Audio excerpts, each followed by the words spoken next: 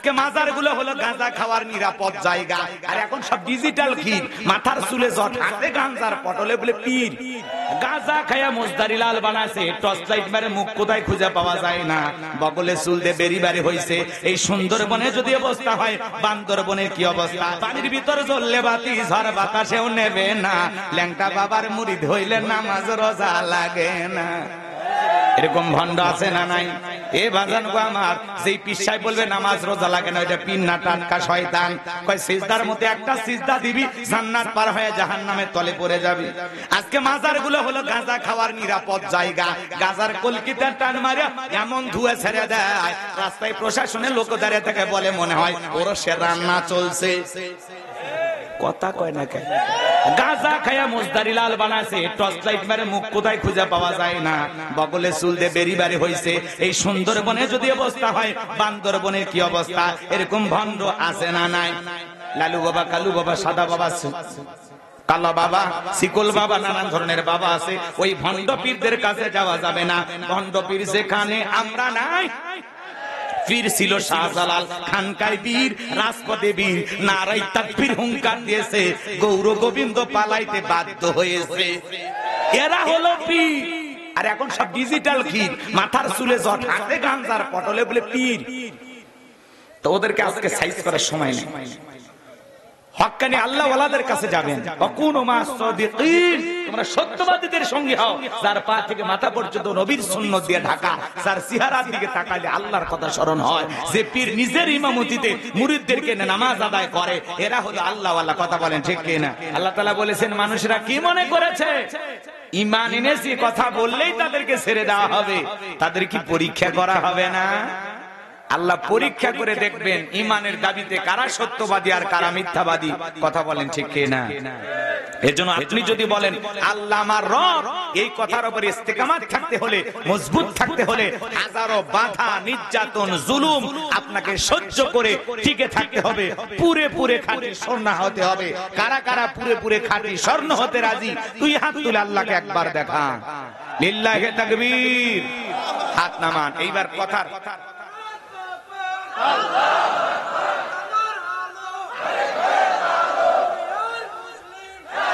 আমার ভাইয়েরা গভীর মনোযোগ।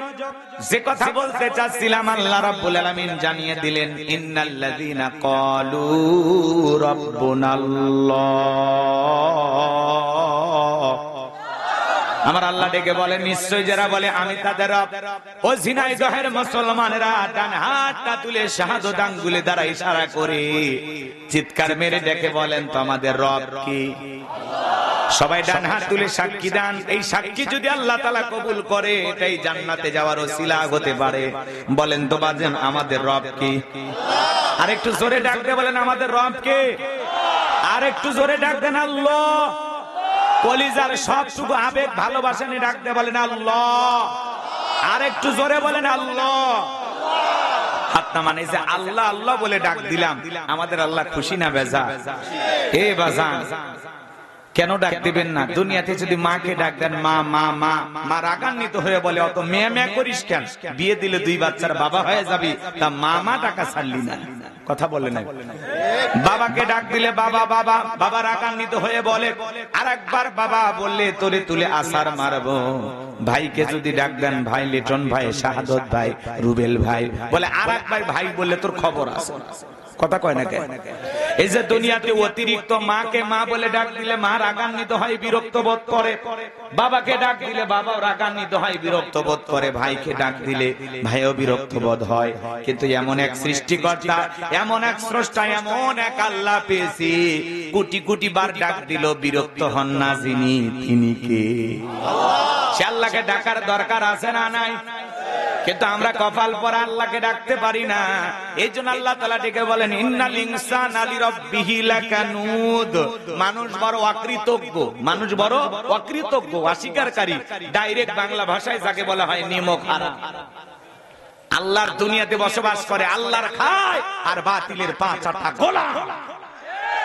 কথা বলেন না কেন? পুরুষের মতো আওয়াজ দেবেন, আমি করবো আওয়াজ, আপনারা দেবেন আওয়াজ, জবাব দিবেন ঠিক ঠিক, আলোচনা হবে কমপ্লিট। শ্রোতাদের স্পিরিটে বাড়ি, বক্তার হিট, আলোচনা হবে জায়গা মতো ফিট। আপনাদের আওয়াজ বলে দেবে কি চলবে আর কি চলবে না। এটা আওয়াজ দেন। ঈদ তো হয়ে গেছে, পরের বছর ঈদ পর্যন্ত বাঁচবো কিনা গ্যারান্টি আছে? এত আশা করেন কে? এত আশা করেন কে? এদিক শোনেন, কষ্ট হচ্ছে? কি বলতে চাচ্ছিলাম, আমরা বড় অকৃতজ্ঞ। অনেকের বাড়িতে মিস্টার ডগ আছে, চেনেন তো? স্যার পাওয়া কুকুর চেনেন না? হ্যাঁ, আমাদের বগুড়াতে গাইবান্ধায় ডাইরেক্ট কয় কুত্তে। অনেক জায়গায় অনেক নাম আছে, কুকুর, কুত্তা। হ্যাঁ, রাগ করছেন? আচ্ছা, এই কুকুর অনেকের বাড়িতে আছে না নাই? আপনি এই ঝিনাইদহ শহর থেকে গরু গোস্ত কিনছেন, ঈদ উপলক্ষে তো অবশ্যই কিনছেন, কেনেন না?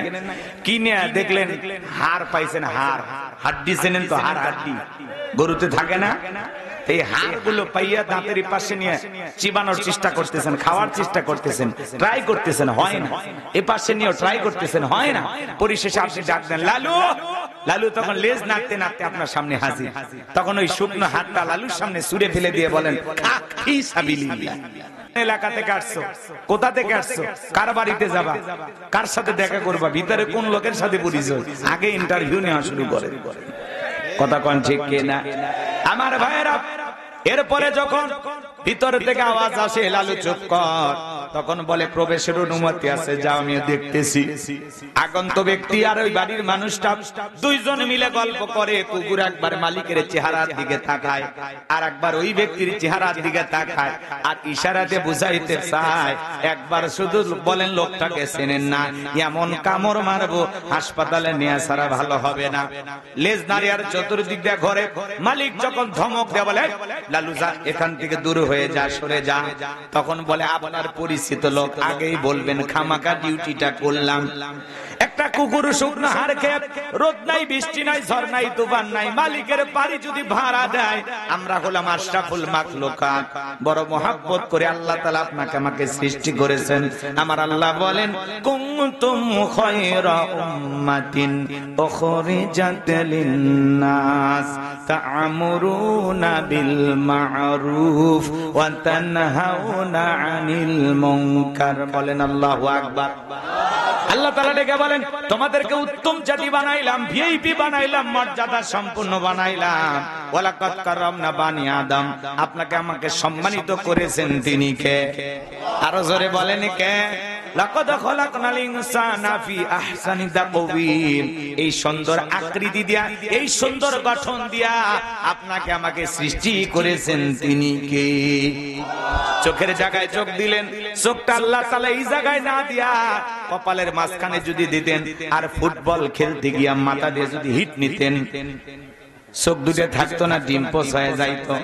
নাকটা আল্লাহ তাআলা এই জায়গায় না দিয়া পিঠের মাঝখানে যদি লাগা দিত, কোন খাবার খাওয়ার আগে প্লেটটা পিঠের পিছনে নিয়ে বলা লাগতো, নাক মামু খাবারটা চেক করে দেখ, খাবারটা খামু না ফেলে দিমু। কথা কয় না গা? নাকের জায়গায় নাক দিলেন, চোখের জায়গায় চোখ দিলেন, ঠোঁটের জায়গায় ঠোঁট দিলেন, কানের জায়গায় কান দিলেন। আল্লাহ তাআলা দেখেন কত সুন্দর হাতটা বানায়া দিলেন। দুনিয়ার হাঁস মুরগি গরু ছাগল খাবার খায়, দুনিয়ার সমস্ত প্রাণীগুলো খাবার খায়, মাথা নিচু করে খাইতে হয়, খাবার খাওয়ার জন্য মাথাটা নত করতে হয়। আমার আল্লাহ ডেকে বলে, বান্দা তোমাকে আমি আমার আশরাফুল মাখলুকাত বানাইলাম, সৃষ্টির সেরা বানাইলাম, খাবার খাওয়ার জন্য তোমার মাথাটা নত করতে হবে না। সুন্দর করে ডিজিটাল কাটা চামচলা হাত লাগায় দিলাম, গিটাই গিটাই ভাঁজ দিয়েছেন। কথাই বোঝেন না মনে হয়? এই যে গিরে গিরে এই যে ভাঁজ করে দিয়েছেন, এরকম হাতটা না দিয়ে যদি আল্লাহ বাঁশের মতো সোজা করে দিতেন, কেমনে খাইতেন? এরকম তুলে খাইতেন। যেমনি ইচ্ছা ভাঁজ করা যায়, পিঠের পিছনে নেওয়া যায়, এমনি করা যায়, অমনি করা যায়, এভাবে তুলে তুলে নেওয়া যায়। কি সুন্দর হাতের স্টাইল! কে বানাইছে? কে? আরে এই যে ঈদের জার্নিতে যখন একটা লোক ট্রেনে উঠেছে, চিন্তা করে আল্লাহ এই যে মানুষ কোথায়, কেউ বলে এদিক সরেন, ওদিক সরেন। আল্লাহ গো, যদি হাতের মধ্যে আর পায়ের মধ্যে নাট লাগায় দিতা, তাহলে এই পা আর হাতগুলো খুলে ব্যাগের ভিতরে রেখে দিতাম, আটো সাটো হইতাম, মানুষের ঠেলা কুটা খাওয়া লাগতো না।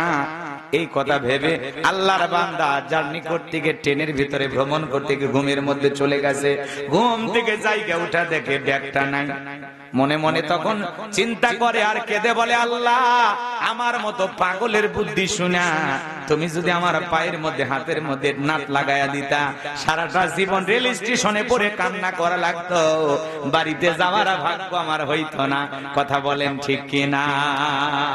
আমার ভাইরা, আল্লাহ তাআলা এত নিয়ামত আপনাকে আমাকে দিয়েছেন, দুনিয়ার জমিনে আল্লাহ তাআলা এত নিয়ামত দিয়েছেন। আমার আল্লাহ ডেকে বলে, বান্দারে পৃথিবীতে যা কিছু দেখো, হুয়াল্লাযী খলাকালাকুম মা ফিল আরদি জামিআ, বান্দারে পৃথিবীর জমিনে যা কিছু দেখো সবকিছু আমি আল্লাহ পাক তোমাদের জন্য সৃষ্টি করেছি।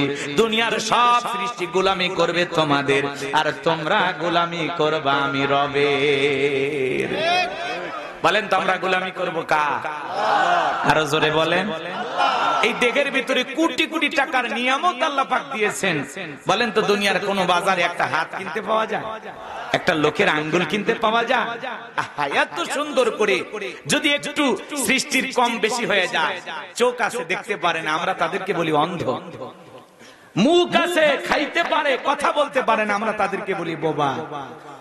হাত আছে কিন্তু নড়তে পারে না, অসহায়, আমরা তাদেরকে বলি কি? প্যারালাইজ বা পঙ্গু। দুইটা পা নাই, আহারে, আছে না? এমন আছে না? তো দুনিয়াতে আল্লাহ তাআলা নিপুণ ভাবে, হোক চেহারা কালো, হোক লম্বা, হোক খাটো, হোক ফর্সা, কোনো সমস্যা নাই, আল্লাহ তাআলা নিখুঁত ভাবে আপনাকে আমাকে সৃষ্টি করেছেন। আল্লাহ চাইলে প্রতিবন্ধী বানাইতে পারতেন, আল্লাহ চাইলে অন্ধ, বোবা, কানা, ল্যাংড়া, লুলা বানাইতে পারতেন, আল্লাহ চাইলে হিজড়াও বানাইতে পারতেন। কথা কয় না?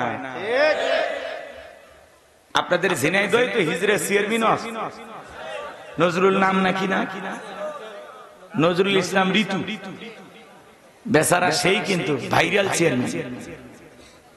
কথা কয় না কেন? বাংলাদেশের প্রথম তৃতীয় লিঙ্গের একজন মানুষ চেয়ারম্যান হয়েছে। আপনারা ভাগ্যবান এই দিক দিয়ে যে আপনাদের জেলার নাম প্রথমে চলে আসবে। কথা কি বুঝতে পারছেন? এরা মানুষের সাথে মিশতে পারে। কথা কয় না কেন? কি হয়েছে? কেমন যেন লাগতেছে? হিজড়ের কথা শুনলে মন খারাপ হয় না? তৃতীয় লিঙ্গের মানুষ, ওরাও মানুষ। আল্লাহ চাইলে আপনাকে আমাকে হিজড়া বানাইতে পারতেন। কথা বলেন ঠিক কিনা? ওই রানী, ঋতু, নজরুল, ওদের মতো আপনাকে আমাকে বানাইতে পারতেন। হাইরে ভাইরাল হিজড়া কিন্তু আপনাদের এটা। তো যাই হোক, আমি চেয়ারম্যান মানুষ সম্মান দিয়েই বলতেছি, বাংলাদেশে এরকম কলু বালা, অবশ্যই আপনি আমাদের রব বলেন আল্লাহু আকবার। আমার ভাইয়েরা, এরপরে পৃথিবীর জমিনে আসার পরে আল্লাহ রাব্বুল আলামিন সর্বপ্রথম যে আয়াতে কারিমা নাজিল করলেন, আমার আল্লাহ পাক জানিয়ে দিলেন, ইকরা বিসমি রাব্বিকাল্লাযী খলাক, পড়ো তোমার রবের নামে যিনি তোমাদেরকে সৃষ্টি করেছেন। এই আয়াতের ভিতরে রব শব্দ আছে না নাই? আরো জোরে বলেন। রবের জ্ঞান শিক্ষা পাওয়া যায় কোথায়? মসজিদ, মাদ্রাসা নাকি স্কুল, কলেজে? মাদ্রাসায়। কথা বলেন ঠিক কিনা? মাদ্রাসার ছোট ছোট বাচ্চারা কি সুন্দর করে পড়াশোনা করে। ছোট বাচ্চা বৈশা বৈশা পেশাব করে, ঢিলে কুলুপ ব্যবহার করে, পেশাব করে, পানি নাই, টিস্যু নাই, মাটি ব্যবহার করে। ছোট্ট বাচ্চা মাদ্রাসায় পড়ে বাড়ি থেকে মাকে সালাম দেয়, বাবাকে সালাম দেয়, পাড়া প্রতিবেশী বন্ধু বান্ধব দেখলে সালাম দেয়। আর কত ছেলে দেখবেন বাজান গো আমার, স্কুলে পড়াশোনা করে, ব্যাগটা পিছনে ঝুলানো আছে, রাস্তার মধ্যে পেশাব করতেছে আর পেশাব দিয়ে লিখতেছে। কথা কয় না? একজনকে জিজ্ঞাসা করলাম, বাবা পেশাব করতেছ আর লিখতেছ, দাঁড়ায় কেন পেশাব করো? তোমাদের স্কুলে কি কোনো আদব কায়দা শেখানো হয় না? ডেকে বলে, হুজুর প্রাইমারি পেশাবখানায় যা দেখি আমার সারিটাই দাঁড়িয়ে থেকে পেশাব করে। তার মানে যেমন দেখতেছে তেমন শিখতেছে। কথা বলেন ঠিক কিনা? কত ছেলে কলেজে ইউনিভার্সিটিতে পড়াশোনা করে, পালসার গাড়ি নিয়ে ঘোরাফেরা করে, এদিক ওদিক বাউলি মারে, ভেঁকা ভেঁকা তেরা ভেঁকা করে, রাস্তার মধ্যে গাড়িটা ব্রেক কইরা সেন্টার টান দিয়া কুকুরের মতো দাঁড়িয়ে থেকে পেশাব করে, বসেও না। এরকম নির্লজ্জ বেহায়া বেয়াদব সন্তানও আছে না? দাঁড়িয়ে থেকে পেশাব করে, পানিও নেয় না, টিস্যুও নেয় না, আছে না নাই ভাই? গতকালকে কয়েকজন যে মোটরসাইকেল চালাইতে গিয়া আল্লাহ দুনিয়া থেকে বিদায় নিছে, হিসাব করে দেখা যায় না, বেশ কয়েকজন মারা গেছে। আমি গতকালকে মাহফিল করলাম সেই সাতক্ষীরা শ্যামনগর, যাবার পথে বহু জায়গায় দেখলাম, বাপ রে বাপ, খালি মোটরসাইকেল। দুর্ঘটনা যতগুলো ঘটছে সব কি মোটরসাইকেল। ছোট ছোট পোলাপান, কিশোর গ্যাং, এরা আবার নাম দিচ্ছে কিশোর গ্যাং।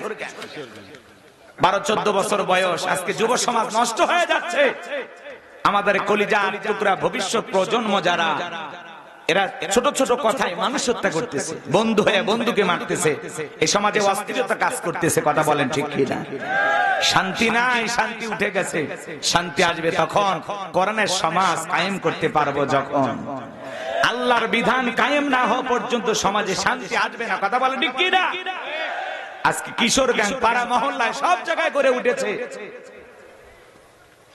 বাবা সন্তানের প্রতিবাদ করতে গিয়ে সেই কিশোর গ্যাংয়ে কবলে পড়িয়া বাবাকেও মাইরে পিটে হত্যা করেছে। আছে না নাই? জোরে বলেন আছে না নাই? এই কিশোর গ্যাংয়ের হাতে বইরা, এই কিশোর গ্যাংয়ের হাতে বইরা প্রতিদিন মানুষ জীবন দিচ্ছে, জানমাল হারাচ্ছে, টাকা পয়সা, অস্থিরতা বিরাজ করতেছে। এই সমাজে পরিবর্তন আসবে তখন, কোরআনের সমাজ কায়েম করতে পারবো যখন। কথা বলেন ঠিক কিনা? লম্বা হবে, লম্বা করব না। এজন্য সন্তানকে যদি আদর্শ মানুষ বানাতে চান, মাদ্রাসায় পড়ানো ছাড়া বিকল্প কোনো রাস্তা খোলা নাই। কথা বলেন ঠিক কিনা? সন্তানকে সুশিক্ষা দিতে হলে মাদ্রাসায় পড়ানোর দরকার আছে না নাই? আরো জোরে বলেন আছে না নাই? আমার ভাইরা, লম্বা হবে, লম্বা করব না, সংক্ষিপ্ত কথা বলে দিয়ে যায়। যে কথা বলতে চাচ্ছিলাম, আল্লাহ রাব্বুল আলামিন পবিত্র কুরআনুল কারীমের সর্বপ্রথম যে সূরা, সূরাটির নাম হলো ফাতিহা, তার 1 নাম্বার আয়াত আলহামদুলিল্লাহি রাব্বিল আলামিন। সমস্ত প্রশংসা, যাবতীয় প্রশংসার একমাত্র মালিক তিনি, সৃষ্টিকুলের রব, আমাদের প্রতিপালক, আমাদের আল্লাহ যিনি। আয়াতের ভিতরে রব শব্দ আছে না নাই? আপনি আমি যখন রুকুতে চলে গেলাম কি তাসবিহ পাঠ করি, সুবহান রাব্বিয়াল আযীম, সুবহান রাব্বিয়াল আযীম, সুবহান রাব্বিয়াল আযীম। রব শব্দ আছে না নাই? রুকুতে দাঁড়ানোর সময় কি বলি? সামিআল্লাহু লিমান হামিদা, রব্বানা লাকাল হামদ। রব শব্দ আছে না নাই? এরপরে আপনি আমি যখন সিজদায় চলে যাই, মাথাটা নত করে মালিককে সিজদা দেই, কি তাসবিহ পাঠ করি? সুবহান রাব্বিয়াল আ'লা, সুবহান রাব্বিয়াল আ'লা, সুবহান রাব্বিয়াল আ'লা। রব শব্দ আছে না নাই? অনেকে খালি যা বলতেছে সুবহানাল্লাহ, সুবহানাল্লাহ, সুবহানাল্লাহ, সুবহানাল্লাহ, সুবহানাল্লাহ কয় না, সবিনের তেল কয়, আল্লাহ ভালো জানে। খালি ফিস ফিস সুবহানাল্লাহ, সুবহানাল্লাহ, সুবহানাল্লাহ। স্পষ্ট করে বলতে হবে সুবহান রাব্বিয়াল আ'লা, সুবহান রাব্বিয়াল আ'লা, সুবহান রাব্বিয়াল আ'লা। কথা কয় না? আপনি খালি ফিস ফিস করেন। আছে না ভাই? স্পষ্ট করে বলতে হবে। আমার ভাইয়েরা, নামাজের সালাম ফিরানোর পরে মুনাজাতে যখন হাত তুলি কি বলে দোয়া করি? রব্বানা আতিনা ফিদ দুনিয়া হাসানাতাও ওয়া ফিল আখিরাতি হাসানাতাও ওয়া কিনা আযাবান নার। সূরা বাকারা 201 নম্বর আয়াত। আল্লাহর কাছে ডেকে বলি, হে আমাদের রব, আমাদেরকে দুনিয়ার কল্যাণ দান করো, আখিরাতের কল্যাণ দান করো। ওই কঠিনে জাহান্নামের আগুন থেকে আমাদের মুক্তি দাও। ইহকাল পরকালের কল্যাণ দেওয়ার একমাত্র মালিক কে? আরো জোরে বলেন কে? জাহান্নামের আগুন থেকে বাঁচানোর একমাত্র মালিক কে? আমার ভাইয়েরা, পবিত্র কুরআনুল কারীমের সর্বশেষ যেই সূরা, সূরাটির নাম হলো নাস, তার 1 নাম্বার আয়াত কুল আউযু বিরাব্বিন নাস। এই আয়াতের ভিতরে রব শব্দ আছে না নাই? জীবনে পড়তে পড়তে সব জায়গায় রব। আপনি আমি যেদিন মারা যাব, মসজিদের মাইকে যেদিন এলান জারি হবে, এই গ্রামের অমুক ব্যক্তি বেঁচে নাই, ইন্না লিল্লাহি ওয়া ইন্না ইলাইহি রাজিউন। আপনার আমার মৃত্যুর সংবাদ শোনার পরে ছেলেটা কেঁদে বলবে বাবা নাই, মেয়েটা কেঁদে বলবে বাবা নাই, প্রিয়তম স্ত্রী কেঁদে বলবে আমার স্বামী নাই, মা বাবা এসে থাকলে বলবে কলিজার ধনটা হারাইলাম।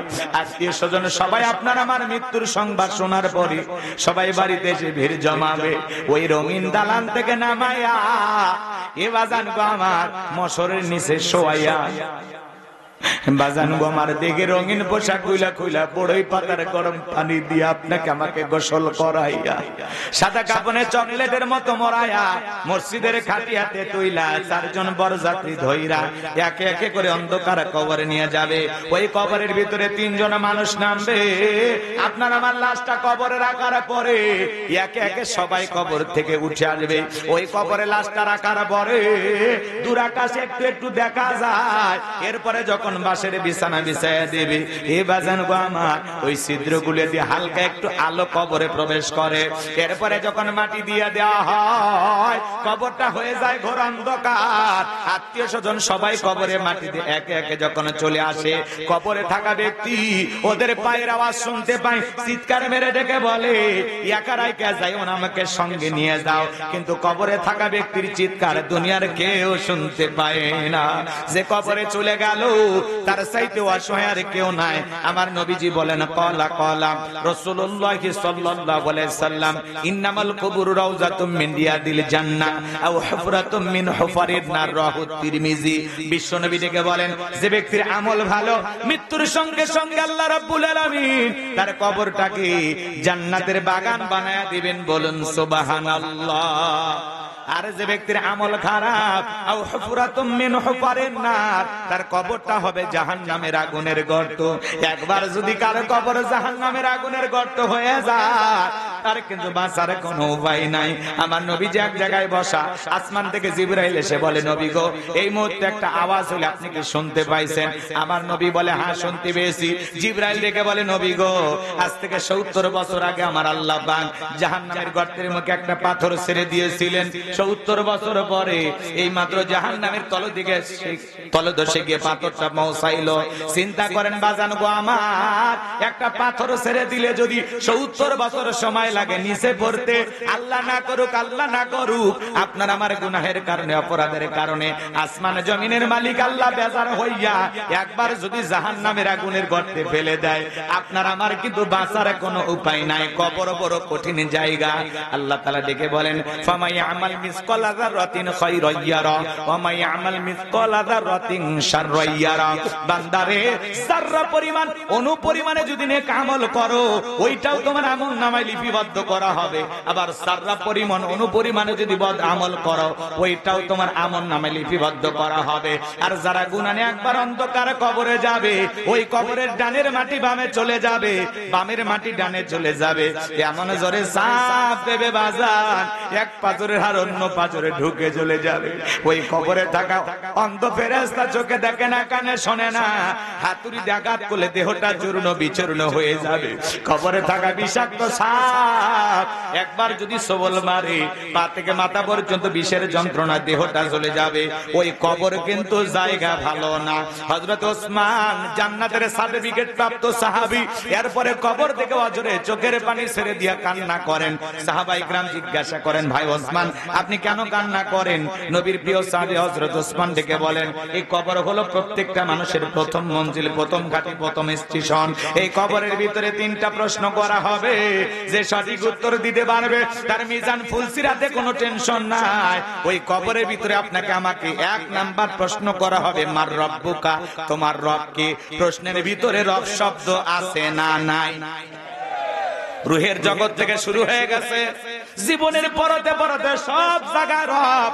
কবরে ঢোকা মাত্র আপনাকে আমাকে প্রশ্ন করা হবে, মার রব্বুকা, তোমার রব কে?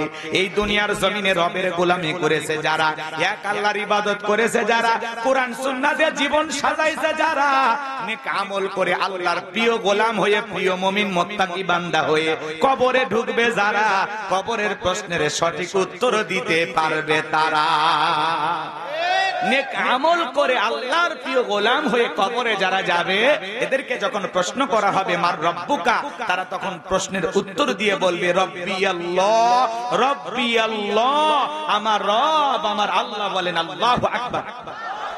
কিন্তু যারা নাফরমান বেঈমান, আল্লাহর অবাধ্য গোলাম, যারা শয়তানের ওয়াসওয়াসায় পড়ে মিসগাইড হয়েছে, ভুল পথে পরিচালিত হয়েছে, বিপদগামী হয়েছে, যারা বলে খাও দাও ফুর্তি করো, দুনিয়াটা মস্ত বড়, কথা কয় না তো, চিজ বাড়ি হে মস্কো মস্কো নাকি কয়? আমি তো বুঝি না এগুলো, আপনারা তো ভালোই বোঝেন। আসার সময় এই যে কুষ্টিয়া পার হয়ে কিছু ছেলে পেলে দেখলাম বক্স কি কুপান কুপাচ্ছে, নাচতে নাচতে মারা যাবে, জাহান্নামে চলে যাবে। কথা বলেন ঠিক কিনা? হারাম কাজ করা অবস্থায় যদি কেউ মারা যায় অবস্থা ভালো না, অবস্থা খুবই খারাপ, কপালে দুঃখ আছে। কথা কন নাকি আপনারা? এক যুবক তার বউ, এখন বউ না প্রেমিকা আল্লাহ ভালো জানে, বাজান গো আমার, দুইজনের দেহের ভিতরে কালো পোশাক, মেয়েটাও কালো থ্রি পিস পরেছে, ছেলেটাও কালো শার্ট পরেছে। এখন দুইজনের মধ্যে কি হয়েছে জানি না, মেয়েটাকে ধাক্কা মেরে ফেলে দেয়, মেয়েটা আবার চেপে ধরে। এই চাপা চাপি করতে করতে ছেলে মেয়ে, স্বামী স্ত্রী না প্রেমিক প্রেমিকা, সঠিক তত্ত্বটা আমার জানা নাই, কিন্তু আমি দেখে অবাক হয়ে গেলাম। বাজান গো আমার, এত টানাটানি করেছে, ছেলেটার শরীরের শার্ট সব ছিঁড়ে শেষ। ও বলতেছে আমি তোমারে টাকা দিলাম, তুমি একটা ভালো পোশাক কিনবা, কিন্তু আমার মতো কালো পোশাক কেন কিনলা? এখন দুইজনের মধ্যে ঈদের সালামি নিয়ে ঝগড়া হয়েছে না কি হয়েছে আল্লাহ ভালো জানে। রাস্তার মধ্যে চলতে চলতে বাজান গো আমার, শার্ট ছিঁড়া প্যান্ট ছিঁড়া, দুইজন খালি ঠেলাঠেলি গুদাগুদি করতেছে। ছেলে মেয়েকে ধাক্কা মেরে ফেলে দেয়, মেয়ে আবার চাপে ধরে, একেবারে শার্ট ছিঁড়া শেষ। আজকের ঈদের সালামের জন্য সব ছেলে মেয়ে দৌড়ঝাঁপ করতেছে। কেউ যদি খুশি হইয়া স্বামী তার স্ত্রীকে দেবে, স্ত্রী তার স্বামীকে দেবে, ভাই তার বোনকে দেবে, মা বাবা তার ছেলে মেয়েকে দেবে, ভালোবেসে মহাব্বত করে। এগুলো নিয়ে ঝগড়া কেন? শার্ট ছিঁড়াছিঁড়ি, কাপড় ছিঁড়াছিঁড়ি, রাস্তার মধ্যে কাপড় ছিঁড়ে মারামারি করতেছে, আন্দোলন করতেছে, এগুলো স্বভাব ভালো না খারাপ? আজকের যুবকেরা গেছে কোন জায়গায়? একটু 19-20 হয়ে গেলে ছেলে মেয়েকে ধরে মারতেছে, মেয়ে ছেলেকে ধরে মারতেছে, স্বামী স্ত্রীকে মারে, স্ত্রী স্বামীকে মারে, এমন মারা মারে স্বামীর শার্ট ছিঁড়ে আন্দোলন করে। কথা কোন ঠিক কিনা? এ বাজান গো আমার, ওই ছেলের শার্ট ছিঁড়ে ফেলে দিচ্ছে, কাপড় খুলে যাচ্ছে, এরপরে মেয়েটা নাছরবান্দি। আবার অনেক যুবক বলতেছে যা এরকম একটা বউ দরকার, এতবার ধাক্কা মারার পরেও ছেলেটার সাথে রাগ করে দূরে চলে যায় না, বারবার স্বামীকে চেপে ধরতেছে, এরকম একটা পাগলি আমার জীবনে দরকার। ওটা কেন যে ঘটছে যুবক? যার জীবনে পেয়েছে আসল মজা সে পেয়েছে। কথা কোন ঠিক কিনা? যুবকরে তোমাদের উদ্দেশ্যে বলতে চাই, এগুলো রং তামাশা রাস্তাঘাটে করা যাবে না। কেন তোমরা মারামারি করবা? কেন এরকম কাপড় ছেঁড়াছেঁড়ি করবা? সভ্য সমাজে অভদ্র আচরণ করা যাবে না। যুবকদেরকে একটু পরিষ্কার পরিচ্ছন্ন হওয়ার দরকার আছে না? না, যে সমস্ত নর নারীর ভিতরে আল্লাহর ভয় আছে, যে সমস্ত যুবক যুবতীর অন্তরে আল্লাহর ভয় আছে, তারা প্রকাশ্যে ভাবে মারামারি করবে না, কাপড় ছিঁড়াছিঁড়ি করবে না, একে অপরের প্রতি অসম্মানজনক আচরণ করবে না। যুবকরে পরিবার ঠিক, দুনিয়া ঠিক, আল্লাহর ভয় যদি অন্তরের ভিতরে থাকে, এগুলো থেকে যুবকদের সচেতন হওয়ার দরকার আছে না নাই? আবার অনেক যুবক এই ঘটনাগুলো ঘটায় টিকটকে ভাইরাল হওয়ার জন্য, ভিডিওটা ভাইরাল করার জন্য। কথা বলেন ঠিক কি না? আল্লাহ যেন যুব সমাজদেরকে এই ভাইরাল নেশার থেকে হেদায়েত দান করেন। জোরে বলেন আমিন। কাপড় ছিঁড়ে ভাইরাল, মারামারি করে ভাইরাল, নানা ধরনের ভাইরালের নেশায় যুব সমাজ আসক্ত হয়ে গেছে। দেখলেন এক যুবক সাপ নিয়ে টিকটক বানাইতে গিয়া সাপের কামড়ে মারা গেছে। সেলফি তোলা নেশায় 5 তলা 10 তলা থেকে লাফ দেয়। আহা, যুবকদের আল্লাহ হেদায়েত দান করেন। একটু জোরে বলেন ভাই আমিন। কষ্ট পাচ্ছেন আমার কথায় কি আপনারা? তাহলে দোয়া করব। এ বাজান গো আমার, আপনাদের নির্ধারিত সময় এখনো শেষ হয় নাই, একটু অপেক্ষা করেন, সামনের দিকে যাই। যত দ্রুত বাড়তেছে আলোচনা শেষ করে দেব, কষ্ট দেব না। ও ঝিনাইদহের মুসলমান ভাইরা, এ যুবক যুবতীর দল, খবরদার টিকটক ভিডিও বানাবা না, অশ্লীল কোনো কাজ করবা না, রাস্তাঘাটে মারামারি করবা না। দাম্পত্য জীবনে অশান্তি হতেই পারে, তাই বলে স্ত্রী কোনোদিন স্বামীর কাপড় ছিঁড়ে আন্দোলন করলে হবে না। কথা কয় না? যা করবা ঘরের ভিতরে করবা, রাস্তাঘাটে করবা। আল্লাহ যেন যুব সমাজকে একটু সঠিক বুঝ দান করেন। জোরে বলেন আমিন। আর একটু জোরে বলেন না ভাই আমিন। চলেন বাজান গো আমার, কি যেন বলছিলাম ভুলে গেছেন মনে হয়। কথা কন না গান। এই দুনিয়ার জমিনে আল্লাহর অবাধ্য গোলাম যারা, যারা গুনাহের কাজে লিপ্ত ছিল, হাজারো গুনার সাগরে হাবুডুবু খেয়েছে, যারা গুনাহ করতে করতে জীবনটা শেষ করে দিয়েছে, ওই গুনাহ করে কবরের মধ্যে যাবে যারা, কবরের সরজবের সঠিক উত্তর দিতে পারবে না তারা। ওই বৎকার আল্লাহর অবাধ্য গোলামেরা যখন কবরে যাবে, এদেরকে যখন প্রশ্ন করা হবে মার রব্বুকা, তোমার রব কি, এরা প্রশ্নের উত্তর দিতে পারবে না, এরা ফেল ফেল করে তাকিয়ে থাকবে আর বলবে হাই হাতা লা আদরি। কথা বলেন ঠিক কি না? কষ্ট পাচ্ছেন বুঝে আপনারা? তাহলে নেক আমল করে কবরে যাওয়ার দরকার আছে না নাই? এ যুবক, দুনিয়ার জীবন ক্ষণিকের আছে, কাল থাকবো না। ওই কবর কিন্তু কঠিন জায়গা, কবর কিন্তু জায়গা ভালো না। কথা বলেন ঠিক কি না? 6 দিন পরে নখ কষে যাবে, 9 দিন পরে চুল। কবর গায়ের সামান নিতে কইরো না কেউ ভুল।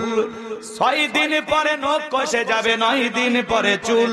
কবর গায়ের সামান নিতে কইরো না কেউ ভুল। কবর জায়গা ভালো নয়, কবর জায়গা ভালো নয়। আমল দিয়ে কবর গৃহ সাজিয়ে নিতে হয়, কবর জায়গা ভালো নয়, কবর জায়গা ভালো নয়। আমল দিয়ে কবর গৃহ সাজিয়ে নিতে হয়। 17 দিনে পেট পেটে শেষ, পোকার খাদ্য হবে। 60 দিন পরে গোশত থাকবে না, কঙ্কাল পরে রবে। 17 দিনে পেট পেটে শেষ, পোকার খাদ্য হবে। 60 দিন পরে গোশত থাকবে না, কঙ্কাল পরে রবে। 90 দিনে হাড় গুলি সব, 90 দিনে হাড় গুলি সব আলাদা হয়ে রয়। কবর জায়গা ভালো নয়, কবর জায়গা ভালো নয়। আমল দিয়ে কবর গৃহ সাজিয়ে নিতে হয়, কবর জায়গা ভালো নয়, কবর জায়গা ভালো নয়। আমল দিয়ে কবর গৃহ সাজিয়ে নিতে হয়। নেক আমল করে আল্লাহর প্রিয় গোলাম হয়ে কোরআন সুন্নাহ মোতাবেক দুনিয়ার জীবনটা সাজাইয়া কারা কারা কবরে যেতে চান? 2 হাত তুলে আল্লাহকে একবার দেখান। আল্লাহ পাক আমাদের সবাইকে নেক আমল করার তৌফিক দান করুন। জোরে বলুন আমিন। 5 ওয়াক্ত নামাজ মসজিদে গিয়ে জামাতের সহিত আদায় করব তো ইনশাআল্লাহ। আল্লাহ কবুল করেন। জোরে বলুন আমিন। এদিক খেয়াল করেন, তাহলে জীবনের পরতে পরতে সব জায়গায় রব। কবরের প্রথম প্রশ্ন মার রব্বুকা। এদিক খেয়াল করেন, যারা দুনিয়াতে রবের সাথে সম্পর্ক স্থাপন করেছে, মালিকের সাথে যাদের গভীর প্রেম, গভীর ভালোবাসা, তারা প্রশ্নের উত্তর দিতে পারবে। শোনেন, যারা চাকরি করে তার তার ভাগ্যে তো বেতন বোনাস ওঠে। কথা কোন ঠিক কিনা? এই দুনিয়াতে আমরা গোলামি করব, এই গোলামির বেতন পুরস্কার হিসাবে পাবো জান্নাত। বলুন সুবহানাল্লাহ। আর বোনাস হিসাবে পাবো মাওলা পাকের দিদার। সুবহানাল্লাহ বলেন। এদিক খেয়াল করেন, তাহলে আল্লাহ তাআলা বলতেছেন ইন্নাল্লাযীনা ক্বালু রাব্বুনাল্লাহ, নিশ্চয়ই যারা বলে আমি তাদের রব। বলেন তো আমাদের রব কে? একটু জোরে জবান খুলে বলেন আমাদের রব কে? একটু অন্যদিকে যাই। এই দুনিয়ার জমিনে আল্লাহ যখন কিছু মানুষকে জিরো থেকে হিরো বানায়, একটু পাওয়ার রাজত্ব ক্ষমতা দেয়, সাওয়ালা থেকে প্রধানমন্ত্রী বানায় কে? কথা কয় না। ভয় পাচ্ছেন? এই দুনিয়ার জমিনে একজনকে আল্লাহ পাক জিরো থেকে হিরো বানাইছিল। এই ক্ষমতার চেয়ারে বসে দাম্ভিকতা অহংকারে বলে আনা রব্বুকুমুল আলা, আমি বড় প্রভু, আমি বড় খোদা। এর নাম ছিল কাবুস। বলকিয়াও বলা হতো। কিপ্তিদের তরফ থেকে স্পেশাল নাম ছিল রামসিস। আর মিশরের বাদশা হওয়ার পরে উপাধি নাম হলো ফেরাউন। কয়েক মিনিট একটু বলবো, রাখছেন কইরেন না, মজা আছে, একটু অপেক্ষা করেন। যুবক একটু খেয়াল করো, এ ছিল ভবঘুরে যুবক, এলাকায় কোনো কাজকর্ম নাই। বাল্যকালের বন্ধু হামানকে নিয়ে মিশরের দিকে রওনা করলো। ভবঘুরে যুবক মানে বোঝেন না? কিছু কিছু যুবক আছে ইয়াবা, ফেন্সিডিল, গাঁজা, মদ খায়া গাছত ধাক্কা মেরে কই ভাইজান সাইড দেন। বউ যদি দরজা খোলে অমুকের বাপ তুমি ঢোলো না, কয় মা তুমি বুঝবা না, আজ একটু বেশি পরিমাণে মাল খাসি। কথা কোন ঠিক না? এই যে গতকালকে ঈদের দিনে কত যুবক মাতলামি করতেছে, মদ খায়া মোটরসাইকেল চালাইতেছে, নিজেকে কন্ট্রোল করতে পারে না, দুর্ঘটনায় মারা গেল। এক যুবক দেখলাম বাজান গো আমার মদ খাইছে, এমন খাওয়া খাইছে, মদ খায় মোটরসাইকেল চালাইতেছে। মদের নেশার পিনি কেমন ভাবে উঠছে বাজান গো আমার। এইবার মোটরসাইকেল থামে রাইখা রাস্তার মধ্যে এরকম দুলতে দুলতে দুলতে লোকটা পড়েই গেল। মানে নেশা লাগছে। কথা বোঝেন না? মানে মাতাল তো ঠিক না। দেখলেন না কয়েকদিন আগে একটা মাতাল ছেলে, নেশাগ্রস্ত একটা সন্তানকে বাবা ওই নেশাগ্রস্ত সন্তানের অত্যাচারে অতিষ্ঠ হয়ে মা বাবাকে গালিগালাজ করতে সহ্য করতে না পেরে বৃদ্ধ বাবা গাজীপুরে কুড়াল দিয়া কুপাইয়া ছেলেকে বিদায় করছে। এই মাতালদের অত্যাচার সহ্য করা যায় না। যারা নিশাদ্রব্য পান করো, মাদক সেবন করো, এ যুবক মনে রাখবা, এই নিশাখোরেরা ভালো বাবা হতে পারে না, ভালো স্বামী হতে পারে না, ভালো মানুষ হতে পারে না। এরা সমাজের সবচাইতে বদনামালা মানুষ। নিশাদ্রব্য পান করো বেটা, বেহায়া, শরম লাগে না? নিজের টাকা দিয়ে এগুলো আশেপাশে জিনিস কিনে খাও কেন? আপনাদের এলাকায় অবশ্য এগুলো নাই। অনেক এলাকায় সন্তানেরা ঘরের দরজা বন্ধ করে জিকির করে, ইয়াবা ইয়াবা ইয়াবা ইয়াবা। চিন্তা করে বাবা এটা কিসের জিকির? ট্যাবলেটটা কিসের? জ্বর সর্দি গলা ব্যথা কাশ পায়, কিচ্ছু বোঝার দরকার নাই। টাকা দেয় নইলে তোর মাথা ফাটা। পিতা মাতা বাধ্য হয়ে সন্তানকে নিশার টাকা দেয়। কথা বলেন ঠিক কিনা? আজকে সমাজ নিশার সাগরে হাবুডুবু খায়, ওপর থেকে আওয়াজ দেওয়া হয় আমরা মদ নেশা এগুলো বন্ধ করার ব্যাপারে একটা বিশাল পদক্ষেপ হাতে নিছে। ঘোড়ার ডিম, মুখে যা বলে বাস্তবে তা মেলে না। কথা কয় না কেন? একটা রাষ্ট্র চাইলে কি না হয়, এক পিস অবৈধ কোন নিশাদ্রব্য বাংলাদেশে ঢুকবে না। রাষ্ট্র চাইলে সম্ভব কিনা? হাজার হাজার ইয়াবার চালান আসতেছে, ফেন্সিডিল আসতেছে। আপনাদের এলাকায় অবশ্যই এগুলো নাই। আছে? খান গাঁজা খায় না? গাঁজা বেশি খায়? ভালো, খুবই ভালো। ওটা ওটা মানে সবজি না, এটা খালি ক্ষুধা মেটে। হ্যাঁ গাঁজা, আহারে যুবক এদেরকে পরে সাইজ করতেছে। চলেন সামনের দিকে যায়, কথা অনেক বলবো, রাগ করতেছেন বুঝি? লিল্লাহে তাকবীর।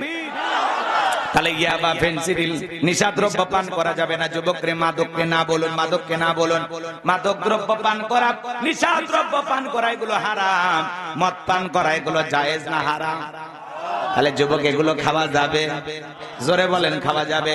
যারা শরাব পানকারী এরা জান্নাতে ঢুকবে না। কথা বলেন ঠিক কি না?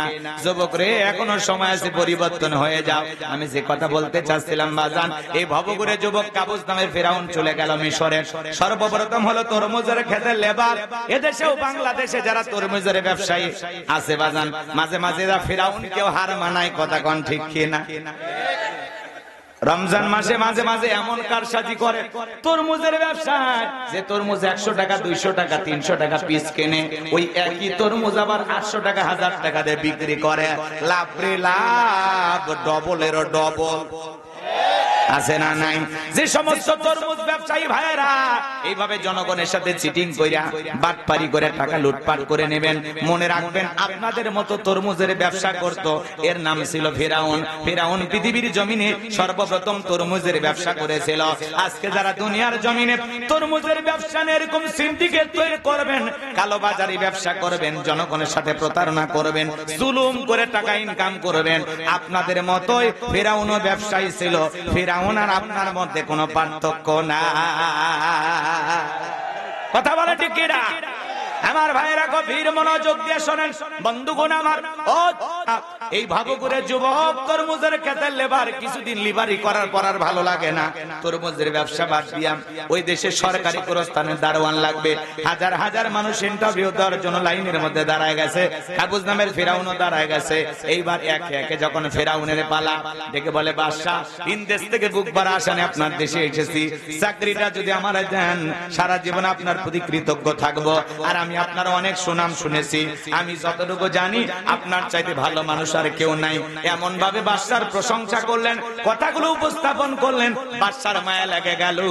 কথা আছে দুষ্ট লোকের মিষ্টি কথা। এবার বাদশা ডেকে বলে, গোরস্থানের দারোয়ান হিসাবে কাবুজ নামের ফেরাউনকে আমি চাকরিটা দিয়ে দিলাম। এইবার মিশরের সরকারে গোরস্থানের দারোয়ানের চাকরি পাওয়ার পরে ফেরাউন চিন্তা করে, বাদশা প্রতি মাসে আমাকে বেতন দিবে, ঠিক আছে, কিন্তু এই বেতন দিয়ে চলবে না, আমার সাইট আলাদা ইনকাম করা দরকার। এইবার সমস্ত লোকজনকে ডেকে বলে, শোনো, তোমরা যারা মিশরের গোরস্থানে লাশ দাফন করতে চাও, লাশ প্রতি আমার একটা করে দিরহাম দেওয়া লাগবে, না হলে আমি লাশ দাফন করতে দেব না। জনগণ চিন্তা করে একটা দিরহামের জন্য বাদশার দরবারে বিচার নিয়ে চলে যাব, লাশ পয়সা করলে শেষ হয়ে যাবে, অতএব একটা টাকা যদি পায় এই ছেলেটাই পাক। এই কথা ভেবে জনগণ একটা করে দিরহাম দেওয়া শুরু করলো। বাজান গো আমার, আপনারাই বলেন তো 1 টাকা হলে এইটাও কি ঘুষ? কথা কয় না, বোঝেন বোঝেন। তবে বাংলাদেশে কিন্তু কোনো ঘুষের সিস্টেম নাই। আছে আছে। শোনো এই দেশটার গল্প করি, দেশটা মনে হয় স্বপ্নপুরী। সুদখোর, ঘুষখোর, মদখোর, জুয়াখোর, হেতায় আছে ভুরি ভুরি, হেতায় আছে ভুরি ভুরি। এ দেশে অসৎ কামাই কেউ করে না, তবে ঘুষের টাকা পেলে কেউ তো সারে না। টেবিলের নিচ দিয়ে হাত বাড়িয়ে কালো টাকাটা নেই সারিয়ে, টেবিলের নিচ দিয়ে হাত বাড়িয়ে কালো টাকাটা নেই সারিয়ে। করছে ওরা বড় দেশের চুরি, করছে ওরা বড় দেশের চুরি। শোনো এই দেশটার গল্প করি। আস্তে ভয় পায় না, দোয়া করব একটা 60 তাকবীর দেন তো, লিল্লাহি তাকবীর। একটা ছেলের চাকরির জন্য 10 লাখ, 15 লাখ, 20 লাখ টাকা পর্যন্ত ঘুষ দেওয়া লাগে ওপরওয়ালাকে। ওপরওয়ালা বলতে কি ফেরেশতারা নিয়ে যায়। আমাদের বগুড়ার সারিয়াকান্দিতে প্রশাসনে নিয়োগ দেওয়া হলো 120 টাকায় পুলিশের চাকরি। একটা ছোট্ট মেয়ে পুলিশের চাকরি পাইছে, সেই কান্নাকাটি, সেই আবেগ যে এই জামানায় ঘুষ ছাড়া আমার চাকরি হয়েছে। মা বাবা অভাবগ্রস্ত। একটা জয়পুরহাটের একটা ছেলে এতিমখানায় মানুষ হয়েছে, লালন পালন হয়েছে, সেখান থেকে পড়াশোনা কইরা সেও পুলিশে আলহামদুলিল্লাহ চাকরি পাইছে। ছেলেটা প্রশাসনে চাকরি পাওয়ার পরে কান্না করতে করতে অস্থির হয়ে গেছে যে আমার মতো একটা এতিম ছেলে এতিমখানায় লালন পালন হয়েছে, সেই ছেলে প্রশাসনে চাকরি পাইছে। এরকম দরিদ্র মানুষদেরকে যদি চাকরি দেওয়া হয়, এরা অতীত ভুলে যাবে না, এরা সমাজের কল্যাণে ভালো কাজ করবে। কথা বলেন ঠিক কিনা?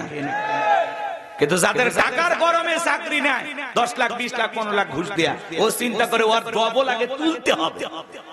কথা কয় না, ওর 2 গুণ টাকাকে বাড়িতে তুলতে হবে। তাহলে তো কি করা লাগবে? মানুষের সাথে দুর্নীতি করা লাগবে। জোর করে দেখেন না মাঝে মাঝে এই লোকটা ভালো, একেবারে নির্ভেজাল লোক, ধরে নিয়ে যাওয়ার সামনে 2-4টা চাকু অস্ত্র দিয়ে বলে অস্ত্র মামলায় চালান করে দাও। কথা কয় না? মাঝে মাঝে অনেক সময় একটা ভালো মানুষকে ধরে গাঁজার প্যাকেট দিয়া গাঁজা ব্যবসায়ী বলে চালায় দেয়। এরকম দুর্নীতি করা হয় কিনা? কিন্তু মনে রাখবেন, একজন নিরপরাধ মানুষকে যদি জোর করে মিথ্যা মামলা হামলা দিয়ে আপনি জেল জুলুমের শিকার করেন, তার উপরে জুলুম করেন, আল্লাহর দরবারে জবাব দিতে হবে। কথা বলেন ঠিক কিনা? মানুষের প্রতি জুলুম করবেন না, অন্ধ হবেন না। আল্লাহ যদি কোনো কিছু দেয় আমানত মনে করেন। প্রশাসনে চাকরি পাইছেন, আমানত মনে করেন, আলহামদুলিল্লাহ। মুজিব বর্ষের অঙ্গীকার, পুলিশ হবে জনতা। খালি স্লোগান দিলে হবে না, পুলিশ জনগণের বন্ধু, আসলেই বন্ধু হয়ে কাজ করা লাগবে। কোন সাধারণ মানুষকে হয়রানি দেয়া যাবে না, মিথ্যা মামলা দেয়া যাবে না, গায়েবী মামলায় কোন নিরপরাধ মানুষকে জেলখানায় বন্দী করা যাবে না। আর যদি ক্ষমতার গরমে, পোশাকের গরমে এগুলো করেন, আল্লাহর কাছে জবাব দিতে হবে। দুনিয়ার জীবনে পার পাইলেও পরকালে পার পাওয়ার কোনো সুযোগ নাই। বিচার করবেন যিনি, আহকামুল হাকিমিন তিনি। সেই দিন পার পাওয়ার কোনো সুযোগ। আমার ভাইরা চলেন সামনের দিকে যাই। যে কথা বলতে চাচ্ছিলাম, এইবার জনগণ একটা করে দিরহাম দেয় আর লাশ দাফন করে। আল্লাহ রাব্বুল আলামিনের খেলা বোঝা বড় দায়। ওই জামানায় একটা মহামারী দিল, নাম হলো ডায়রিয়া, কলেরা। এই মহামারীতে হাজার হাজার মানুষ মারা যায়। 2020 সালে মার্চ মাসে আল্লাহ তাআলা তামাম পৃথিবীর মানুষকে একটা মহামারী দিয়েছিল। এর নাম হলো ধরো না ছুঁয়ো না, নাম হলো করোনা। বাবা করোনা রোগে আক্রান্ত হয়ে মারা গেছে। ছেলে বাবার লাশটা দেখতেও যায় না, বাবার কবরে এক মুঠো মাটিও দেয়নি। বাবার সম্পত্তি ভালো লাগে, কিন্তু বাবার রোগে আক্রান্ত হয়ে মারা গেলে বাবার লাশটা ভালো লাগে না। কথা কর না কেন? হাজারো বাবা বৃদ্ধাশ্রমে চোখের পানি ছেড়ে দিয়ে এখনো কান্না করে। আমার কলিজাটা ফেটে যায় তখন। বৃদ্ধাশ্রমে অসহায় মানুষের চোখের পানি দেখে, আহারে, যেই সন্তানগুলোর জন্য মা বাবা সারাটা জীবন বিলিয়ে দিল, আজকে ঈদের দিনে বৃদ্ধাশ্রমে মা বাবার চোখের পানি, তোদের কলিজায় কে মায়া লাগে না? যে সমস্ত কপাল পোড়া কুলাঙ্গার সন্তানদের মা বাবা বৃদ্ধাশ্রমে চোখের পানি ফেলতেছে, জাহান্নামে যাওয়ার জন্য প্রস্তুত থাকরে বেয়াদব সন্তানেরা। তোদের মতো বেয়াদব রেডি থাক। মার চোখের পানি ফেলাও, বাবার চোখের পানি ফেলাও। পয়সার গরমে মা বাবাকে বোঝা মনে করে বৃদ্ধাশ্রমে পাঠায়া দিয়েছো। কপাল পোড়া রেডি থাক। কথা বলেন না কেন? হুমা জান্নাতুকা ওয়া নারুকা, তোমার পিতা মাতাই তোমার বেহেশত, তোমার পিতা মাতাই তোমার দোজখ। মা বাবা খুশি, আরশের মালিক খুশি, পিতা মাতা বেজার, আরশের মালিক আমার আল্লাহ বেজার। মার খুশিতে আল্লাহ খুশি, বাবার খুশিতে আল্লাহ খুশি। মার বেজারে আল্লাহ বেজার, বাবার বেজারে আল্লাহ বেজার। তাহলে সেই মানুষগুলোকে কষ্ট দিয়ে মালিককে কষ্ট দেওয়া যাবে? কপাল পোড়া। পিতা মাতার এত বড় অবদান কেমনে ভুলে গেলি? বৃদ্ধাশ্রমে ওই সমস্ত অসহায় মানুষের চোখের পানি দেখলে নিজেকে কন্ট্রোল করা যায় না। আরে কত কপাল পোড়া, বৃদ্ধ বয়সে বাবার হাতটা ধরলো না, পিতা মাতার খেদমত করলো না, জীবন দশায় তাদেরকে পাওয়ার পরেও তাদের সেবা করে খেদমত করে নিজের তকদিরে জান্নাতটা লিখে নিতে পারলো না। এর চাইতে বড় কপাল পোড়া আল্লাহর জমিনে আর কেউ হতে পারে? আজকে পিতা মাতার খেদমত উঠে গেছে, কষ্ট হচ্ছে। লাইন এলোমেলো করবো না, চলেন সামনের দিকে যাইবা। জানবো আমার পিতা মাতার খেদমত করবেন, সেবা করবেন, পিতা মাতার দোয়া নেবেন, পিতা মাতার সুসন্তান হওয়ার চেষ্টা করবেন। তারা শিশুকালে যেমন ভালোবাসা দিয়ে আগলায় রাখছেন, বৃদ্ধকালে তাদেরকে ভালোবেসে আমরা আগলায় রাখবো। কথা কয় না, বিরক্ত হচ্ছেন? 12:30 কিন্তু বাজেনি, বাজলে শেষ করে দেব। বসো বসো বসো বাবা, বসো। তোমরা ভালো ছেলে তো আমি জানি, তোমাদের মা ভালো, তোমাদের বাবা ভালো, ভালো বংশের ছেলে ওরা। এদিক খেয়াল করেন বাজান গো আমার, সামনের দিকে যান, গভীর মনোযোগ দিয়ে কথাগুলো শুনবেন। এই সমাজে আমরা ওই মহামারীতে দেখেছিলাম বাজান গো আমার, মায়ের করোনা রোগে আক্রান্ত হয়েছে, বাবা সন্তান মাকে বস্তাবন্দি করে ফেলায় আসছে। কথা বলেন ঠিক কিনা? বন্ধুর করোনা হয়েছে, বন্ধু দেখতে যায় না। ভাইয়ের করোনা হয়েছে, ভাই দেখতে যায় না। স্বামীর করোনা হয়েছে, স্ত্রী কাছে যায় না। স্বামী আলাদা রুমে, স্ত্রী আলাদা রুমে। ঘটেনি এমন ঘটনা বাজান গো আমার? এবার খাবারের প্লেট টেলেট রেডি কইরা লম্বা একটা বাঁশের লাঠি দিয়া ঠেলা দিয়া স্বামীর ঘরের ভিতরে খাবার ঢুকে দিয়েছে। কথা কোন ঠিক কিনা? কয়েকদিন পরে স্বামী যখন সুস্থ হয়েছে, স্ত্রী কাছে নিয়ে বলে, জোসনার বাপ, এই কথা বলে আর ওড়নাটা দিয়া সুন্দর করে মুখটা মোছায়া দেয়, আর দিয়া বলে, জোসনার বাপ, আমি যে তোমারে কত ভালোবাসি, ও সোনালীর বাবা, আমি যে তোমারে কত মোহাব্বত করি। তুমি যখন করোনা রোগে আক্রান্ত হয়েছিলে, আল্লাহর কাছে দোয়া করে বলেছিলাম, আল্লাহ আমার হায়াত নিয়া হলেও আমার শেফালির বাপকে তুমি বাঁচায়া রাখো। স্বামী মনে মনে বলে, বিবি রে, আমারে যা কত ভালোবাসি, আমি তার প্রমাণ পেয়েছি। এক নজর ধরে দেখার জন্য মনটা ছটফট করেছিল। এই বুঝি দরজা খুলে আমারে ডাক দিবি, এই বুঝি জানালা খুলে আমারে ডাক দিবি। কতদিন চলে গেল, একদিনও আমার সাথে সাক্ষাৎ করলি না। মোবাইলে ছবিটা দেখে অজরে চোখের পানি ছেড়ে দিয়ে কান্না করেছি। তোর ছবিতে আমি কতবার চুমা দিয়েছি। আজকে তুই আমাকে ভালোবাসার গল্প শোনাস, তুই যে আমারে কত ভালোবাসি তার প্রমাণ আমি পেয়েছি। আমি যখন অসুস্থ ছিলাম, আমারে তুই বাঁশ দিয়া খাওয়াইছিস। কথা কোন ঠিক কিনা? এই করোনা মহামারী বুঝে দিয়েছে এই দুনিয়াতে কেউ কারো আপন না। আপনি কার আশায় এত কিছু করতেছেন? চক্ষু দুইটা বন্ধ হলে দুনিয়াতে কেউ কারো আপন না। কথা বলেন না কেন? এখনই যদি চোখ দুটা বন্ধ হয়ে যায়, এই দুনিয়াতে কেউ কারো আপন না। আপনি পরিবারের জন্য অনেক কিছু করতেছেন বাজান গো, আপনি মনে করেন আপনি মারা গেলে পরিবার চলবে না, তারা বুঝি অসহায় হয়ে যাবে। ভুল ভাবতেছেন, ভুল ভাবতেছেন। আপনি মারা গেলেও সবকিছু আপন গতিতেই চলবে। এই দুনিয়াতে কারোর জন্য কোনো কিছু অপেক্ষা করে না, বসে থাকে না। কথা বলেন ঠিক কিনা? বরঞ্চ পরিবার এদেরকে প্রাধান্য দিতে গিয়ে আমরা আল্লাহকে ভুলে গেছি। কথা কন ঠিক কিনা?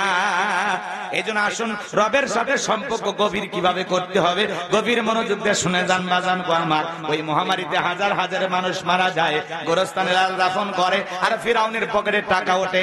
টাকা পাইতে পাইতে এত টাকার মালিক হয়ে গেল, টাকা রাখার আর জায়গা নাই। বাদশার দরবারে চলে গেল, বাদশা আমার কাছে কিছু টাকা পয়সা হয়ে গেছে, এলাকায় যারা গরিব মানুষ আছে খাজনা দিতে পারে না, দুঃখী মানুষ খাইতে পারে না, আমি গোরস্থানে দারোয়ান কাবুস জনগণের খাজনা পরিশোধ করে দিতে চাই। বাদশা ডেকে বলে, বাবা এ তো ভালো উদ্যোগ, তোমার মতো ছেলেই তো আমার দরকার। এইবার জনগণকে খবর দেওয়া হলো, গোরস্থানের দারোয়ান তোমাদের খাজনা পরিশোধ করে দেবে। হাজার হাজার গরিব মানুষ লাইন দিয়েছে, ওই গোরস্থানের দারোয়ান ওই ঘুষ খাওয়া টাকাগুলো দিয়ে খাজনা পরিশোধ করে দিল। টাকা কিনে তার কথা কানে টাকা ওর বাপে, টাকা কা জনগণের, খালি সিস্টেমে দিতেছে। আমাদের গাইবান্ধার আঞ্চলিক ভাষা একটা কথা আছে, মাছের তেল দিয়ে মাছ। কথা বোঝেন নাই বুঝি? চলেন বাজান সামনের দিকে যাই। এইবার সমস্ত জনগণের খাজনা পরিশোধ করে দিল, গরিব মানুষকে টাকা পয়সা দিল। সমস্ত জনগণ ডেকে বলে, হারে রাজ্যের বাদশা যদি এই ব্যক্তি না হইয়া গোরস্থানের ছেলেটা হইতো, না জানি আমাদের কপাল খুলে যেত। নির্বাচনের আগে একটু জনসেবামূলক কাজ করার দরকার আছে না নাই? নির্বাচনের আগে নেতার গায়ে পাঞ্জাবি, লম্বা টুপি, কি সুন্দর মুখের মধ্যে দাড়ি, এমন কায়দায় জনগণের সামনে হাজির হয় মনে আসমান থেকে জিবরাইলের খালু নাজিল হয়েছে। কথা বলেন ঠিক কিনা? নির্বাচনের মার্কা থাকে যে কয়দিন, নেতার আনাগোনা সেই কয়দিন, অলিতে গলিতে ওই কয়দিন নেতাদের খুঁজে পাওয়া যায়। রাস্তাঘাটে ভিক্ষুক মহিলাকে ধরে বলে, আপনার চেহারার মাঝে আমি আমার মাকে খুঁজে পাই। কি ডায়লগ দিয়া, কি অভিনয় কইরা জনগণকে পাম্পট্টি দিয়া ভোলাইয়া। কথা কন না কে? সুবিধাবাদ জিন্দাবাদ, ওদেরকে সেনা কঠিন। আর আমরাও কম খারাপ না।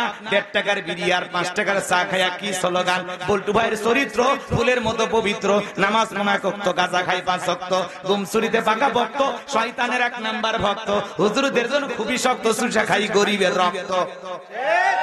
পোস্টারে লেখা থাকে গরিবের বন্ধু, ভোট দিয়ে দেখেন গরিবের কয় নাম্বার শত্রু। একটা বয়স্ক ভাতার কাট নিতে গেলেও 2-4 হাজার খায়। আছে না নাই? যাই হোক বাজান, বেশি বলবো না, অল্পতে বুঝে নেন। এই সমাজ পরিবর্তন হবে যখন 1 নাম্বার জনগণ আপনি আমি হতে পারবো তখন।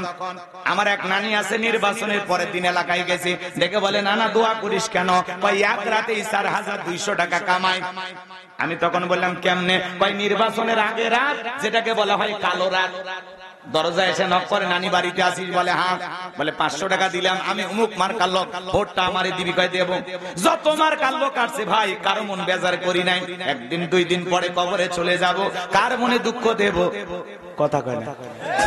যত মার্কার লোক টাকা দিয়েছে, পরের দিন সকালবেলা কোনে দিকে 4,200 টাকা। সেই দেশের জনগণ 200 টাকা, 500 টাকা, 1000 টাকার কাছে 5 বছরের জন্য পবিত্র আমানত ভোট বিক্রি করে। এমন জনগণ দিয়া দেশে কোশ্চিন কালেও ইসলাম প্রতিষ্ঠিত করা যাবে না। এক পাগল তেঁতুল গাছের নিচে হাত তুলে বলে, আল্লাহ এই তেঁতুল গাছের রাজশাহীর ফজলি আম দে, রংপুরের হাড়িভাঙ্গা দে, লম্বা লম্বা আম রূপালি দে। আল্লাহ বলে, পাগল রে, চোখটা খুলে দেখ কোন গাছের নিচে দোয়া ধরেছিস। তেঁতুল গাছের নিচে দাঁড়াইয়া আম চাইলে যেমন কিয়ামত পর্যন্ত আম পাওয়া যাবে না। নির্বাচনের আগে নেতার কাছ থেকে ঘুষ খাইয়া টাকা নিয়া নেতাকে নির্বাচিত কইরা উমরের মতো নেতা চাইয়া দোয়া করেও লাভ হবে না। আল্লাহ ডেকে বলে, উমরের দেশে থাকার মতো আগে জনগণ হ, তারপরে তো উমরের মতো নেতা পাবি। কথা কন না? জনগণ 1 নাম্বার, নেতাও 1 নাম্বার। জনগণ 2 নাম্বার, নেতা হবে 6 নাম্বার। আপনাকে আমাকে আগে পরিবর্তন হওয়া লাগবে। কথা বলেন ঠিক না?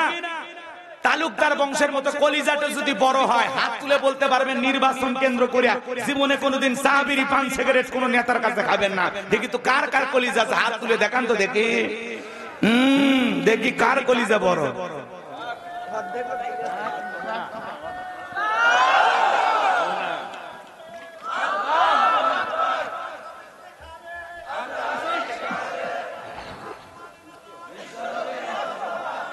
যাই হোক বাজান গো আমার, শোনেন, আমরাই পারি পরিবর্তন। গাছের গোড়া ঠিক, মাথা ঠিক।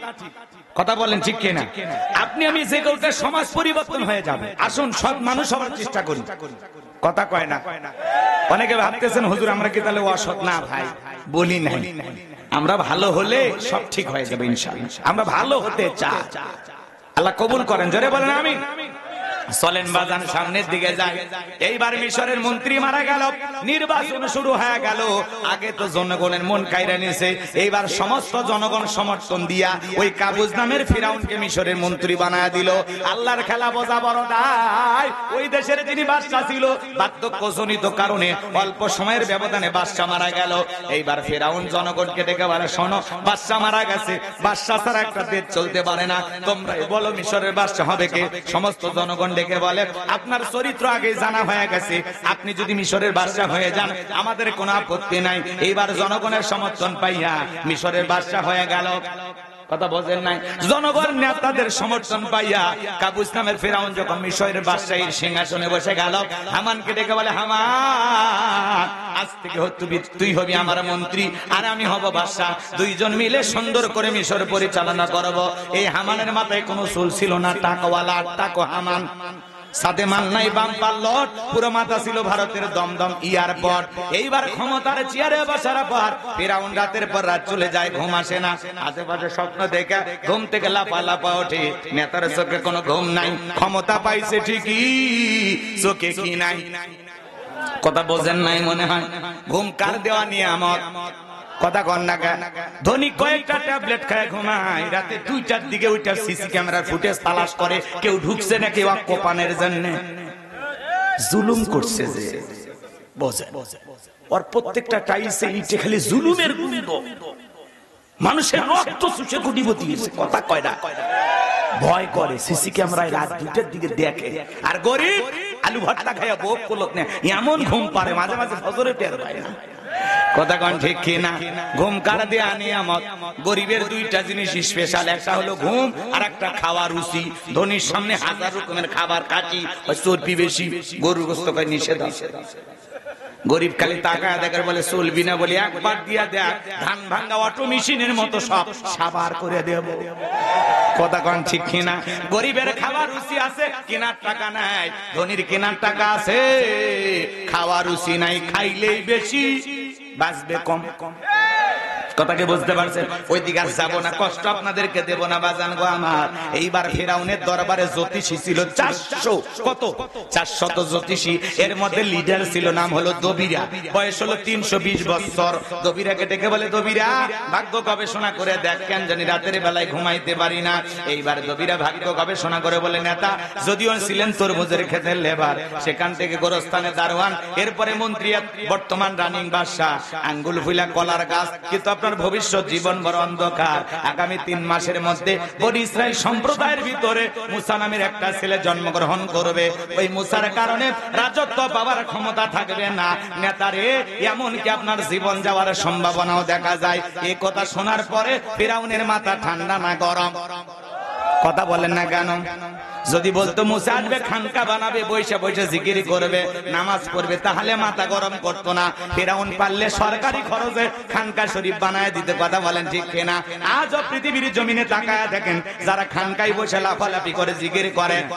চলেন সামনের দিকে যাই বাজান গো আমার। আজকেও যারা খানকায় বসে আছে ওদেরকে টার্গেট করা হয় না।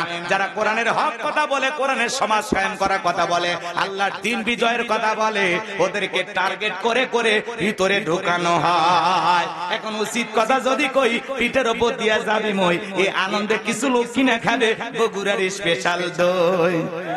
যত 10 নন্দ ঘোষ, 70টা বললে 10, করলে অন্যায়ের প্রতিবাদ, নামটা হবে তোমার মৌলবাদ, নামটা হবে তোমার জঙ্গিবাদ। আমার ভাইরা লম্বা করবো না। এইবার ফেরাউন ডেকে বলে, হামান এইদিকে আয়। হামান রে, এসব কি শুনছি? আগামী 3 মাসের মধ্যে একটা ছেলে জন্মগ্রহণ করবে, ওর কারণে রাজত্ব পাওয়ার ক্ষমতা থাকবে না, এটা তো মেনে নেওয়া যায় না। হামান ডেকে বলে, নেতা টেনশন নেবার কোনো কারণ নাই, মাইট ইজ রাইট, জোরজার মূল্য তার পাওয়ার রাজত্ব ক্ষমতা আমাদের হাতে, আমরা যা বলবো মিশরের জনগণ তাই মানতে বাধ্য। বলে, কি করতে চাস? এইবার হামান ডেকে বলে, নেতা যত ছেলে সন্তান জন্মগ্রহণ করবে সবাইকে জবাই করে করে দুনিয়ার বুক থেকে বিদায় করে দেব, তাহলে আপনার শত্রু মুসার জন্ম হবে না। এই কথা শোনার পরে ফিরাউন ডেকে বলে, হামান রে, আসলেই তোর মাথায় বুদ্ধি আছে, তবে শোন, ছেলেগুলোকে জবাই করবি, মেয়েগুলোকে জবাই করবি না, কারণ ছেলেদের মধ্যে আমার শত্রু আছে, মেয়েদের মধ্যে কোনো শত্রু নাই। সরে হলে মানুষ ভালো, মোবাইল নিয়ে গেল, সিম কার্ড খুলে দিয়ে গেল। কথা বলেন ঠিক কিনা? এইবার সন্তান জবাই করা শুরু হয়ে গেল। ছেলে সন্তান হইলে খবর পাইলে ধরে আর জবাই করে, ধরে আর জবাই করে। মুসা মাত্র কয়জন? আরেকটু আসতে কন। মুসা নবী শুনলে মন খারাপ করবি নাকি? বলেন তো, মুসা নবী কয়জন? আর জালেমেরা মারে হাজার হাজার। এজন্য জালেমদের কাছে অপরাধ করে একজন, আর জালেমেরা সেই অপরাধের শাস্তি পুরো জাতির উপরে চাপায়া দেয়। কথা বলেন ঠিক কিনা? এইবার সন্তান জবাই করতে করতে 3 মাস অতিবাহিত হয়ে গেল। এইবার দবিরা ডেকে বলে, দবিরা ভাগ্য গবেষণা করে দেখো, আমার পথের কাটা মুসা মরলো না বাঁচলো। এইবার দবিরা গবেষণা করে বলে, নেতা যদিও বনি ইসরাইল মায়ের বুল খালি কইরা হাজার হাজার সন্তান জবাই করেছেন, 3টা বর্ণনা পাওয়া যায়। কেউ বলেছেন 20,000, কেউ বলেছেন 24,000, কেউ বলেছেন 80,000। হাজার হাজার সন্তানকে হত্যা করে দুনিয়ার জমিন থেকে বিদায় করে দিয়েছেন, কিন্তু আপনার পথের কাটা মুসা এখনো মরে নাই, মায়ের কোলে জীবিত আছে, সুস্থ আছে, কিন্তু কোথায় আছে, কোন বাড়িতে আছে, এইটা বলার ক্ষমতা আমাদের নাই। বলেন আল্লাহু আকবার। ওয়া মাকারু ওয়া মাকারাল্লাহ ওয়াল্লাহু খায়রুল মাকিরিন।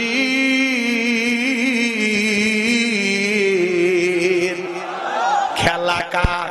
আল্লাহ চাই মুসারে বাঁচাইতে, আর ফিরাউন চাই মারতে। আর 14 গোষ্ঠী এক জায়গায় হয়ে কিছু করতে পারবে?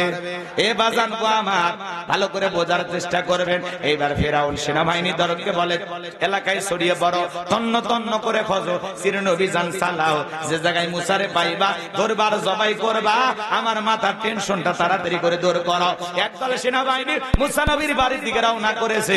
মুসা নবীর বড় বোন নাম তার মারিয়াম, ডেকে বলে, মা ওই যে ফিরাউনের সেনাবাহিনী দেখা যায় মা, আর বুঝি ভাইকে বাঁচানো গেল না, ভাইকে তুমি কই লুকিয়ে রাখবা? মুসা নবীর মা সন্তানকে কোলের মধ্যে নিয়ে এদিক সেদিক দৌড়ায়, কে যেন এলহামের মাধ্যমে গাইবে আওয়াজ দেয়, বলে, মুসার মা চুলার ভিতরে তোমার ছেলেটাকে ফেলায় দাও, কথা দিলাম গো তোমার ছেলেকে আবার তোমার কোলে ফেরায় দেব। বলেন আল্লাহু আকবার। এইবার তাই করলেন ফিরাউনের সেনাবাহিনী, পুরো বাড়ি সার্চ করলেন, তল্লাশি চালাইয়া তন্ন তন্ন করে খোঁজাখুঁজি করে চলে গেল। এইবার মুসা নবীর মা চুলার ভিতরে তাকায় দেখে মুসা নবী চুলার ভিতরে পড়ে মুস্কি মুস্কি হাসে, বলুন সুবহানাল্লাহ। সন্তানটাকে কোলের মধ্যে নিয়ে গালে মুখে চুমা খায়।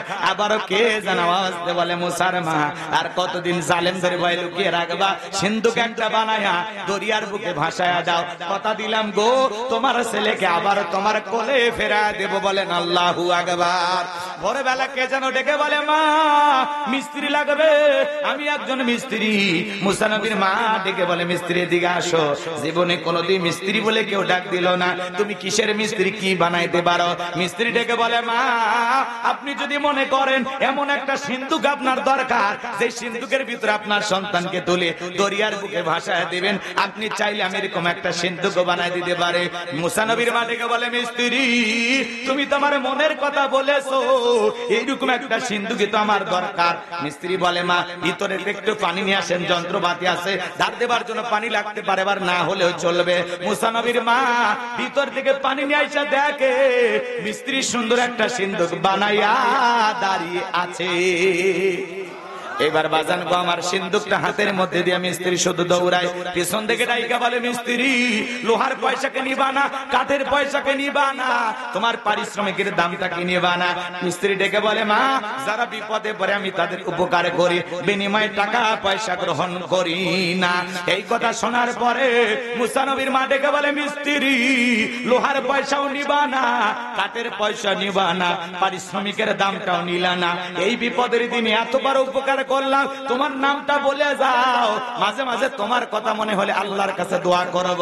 মিস্ত্রি বলে, মা আমি দুনিয়ার সাধারণ মিস্ত্রি না, আমি আল্লাহর ফেরেশতা, আমার নাম হলো জিবরাইল। এবার সিন্ধুকের ভিতরে তুলে মুসা নবীকে দরিয়ার বুকে ভাসা দিলেন। আর মিয়া মারিয়ামকে বলে, মা সিন্ধুক ভাসতে ভাসতে কই যায় খবর নিয়ে আসবে। এইবার সিন্ধুক ভাসতে ভাসতে চলে গেল ফিরাউনের ঘাটে। ওই দিন বিকেল বেলা ফিরাউন তার প্রিয়তমা স্ত্রী আসিয়া কিনে আসছে সমুদ্রের সৈকতে হাওয়া খাইতে। মাঝে মাঝে যখন আপনি ঘোরাফেরা করতে যাবেন, একটু বিবিকেও সাথে নিয়ে যাবেন, হালাল বিনোদন করতে বাধা নাই। মাঝে মাঝে বউকে নিয়ে কক্সবাজারে যাবেন, পিকনিক স্পট গুলোতে যাবেন, মাঝে মাঝে বিবিকে নিয়ে একটু ঘোরাফেরা করে সময় দেবেন। কথা কয় না? কিভাবে যাবেন? বোরকা ছাড়া, পর্দা কইরা, ফরজ পর্দা মাইনা আপনি বউকে নিয়ে যান, যান কক্সবাজারে চলে যান, বোরকা পরিয়া সন্ধ্যেবেলায় দাঁড়ায় বলেন, ও প্রিয়তমা স্ত্রী তাকায় দেখো কি সুন্দর সমুদ্রের ঢেউ, পাশে দাঁড়িয়ে আছে আমার সোনা বউ, জানবে না তো কেউ।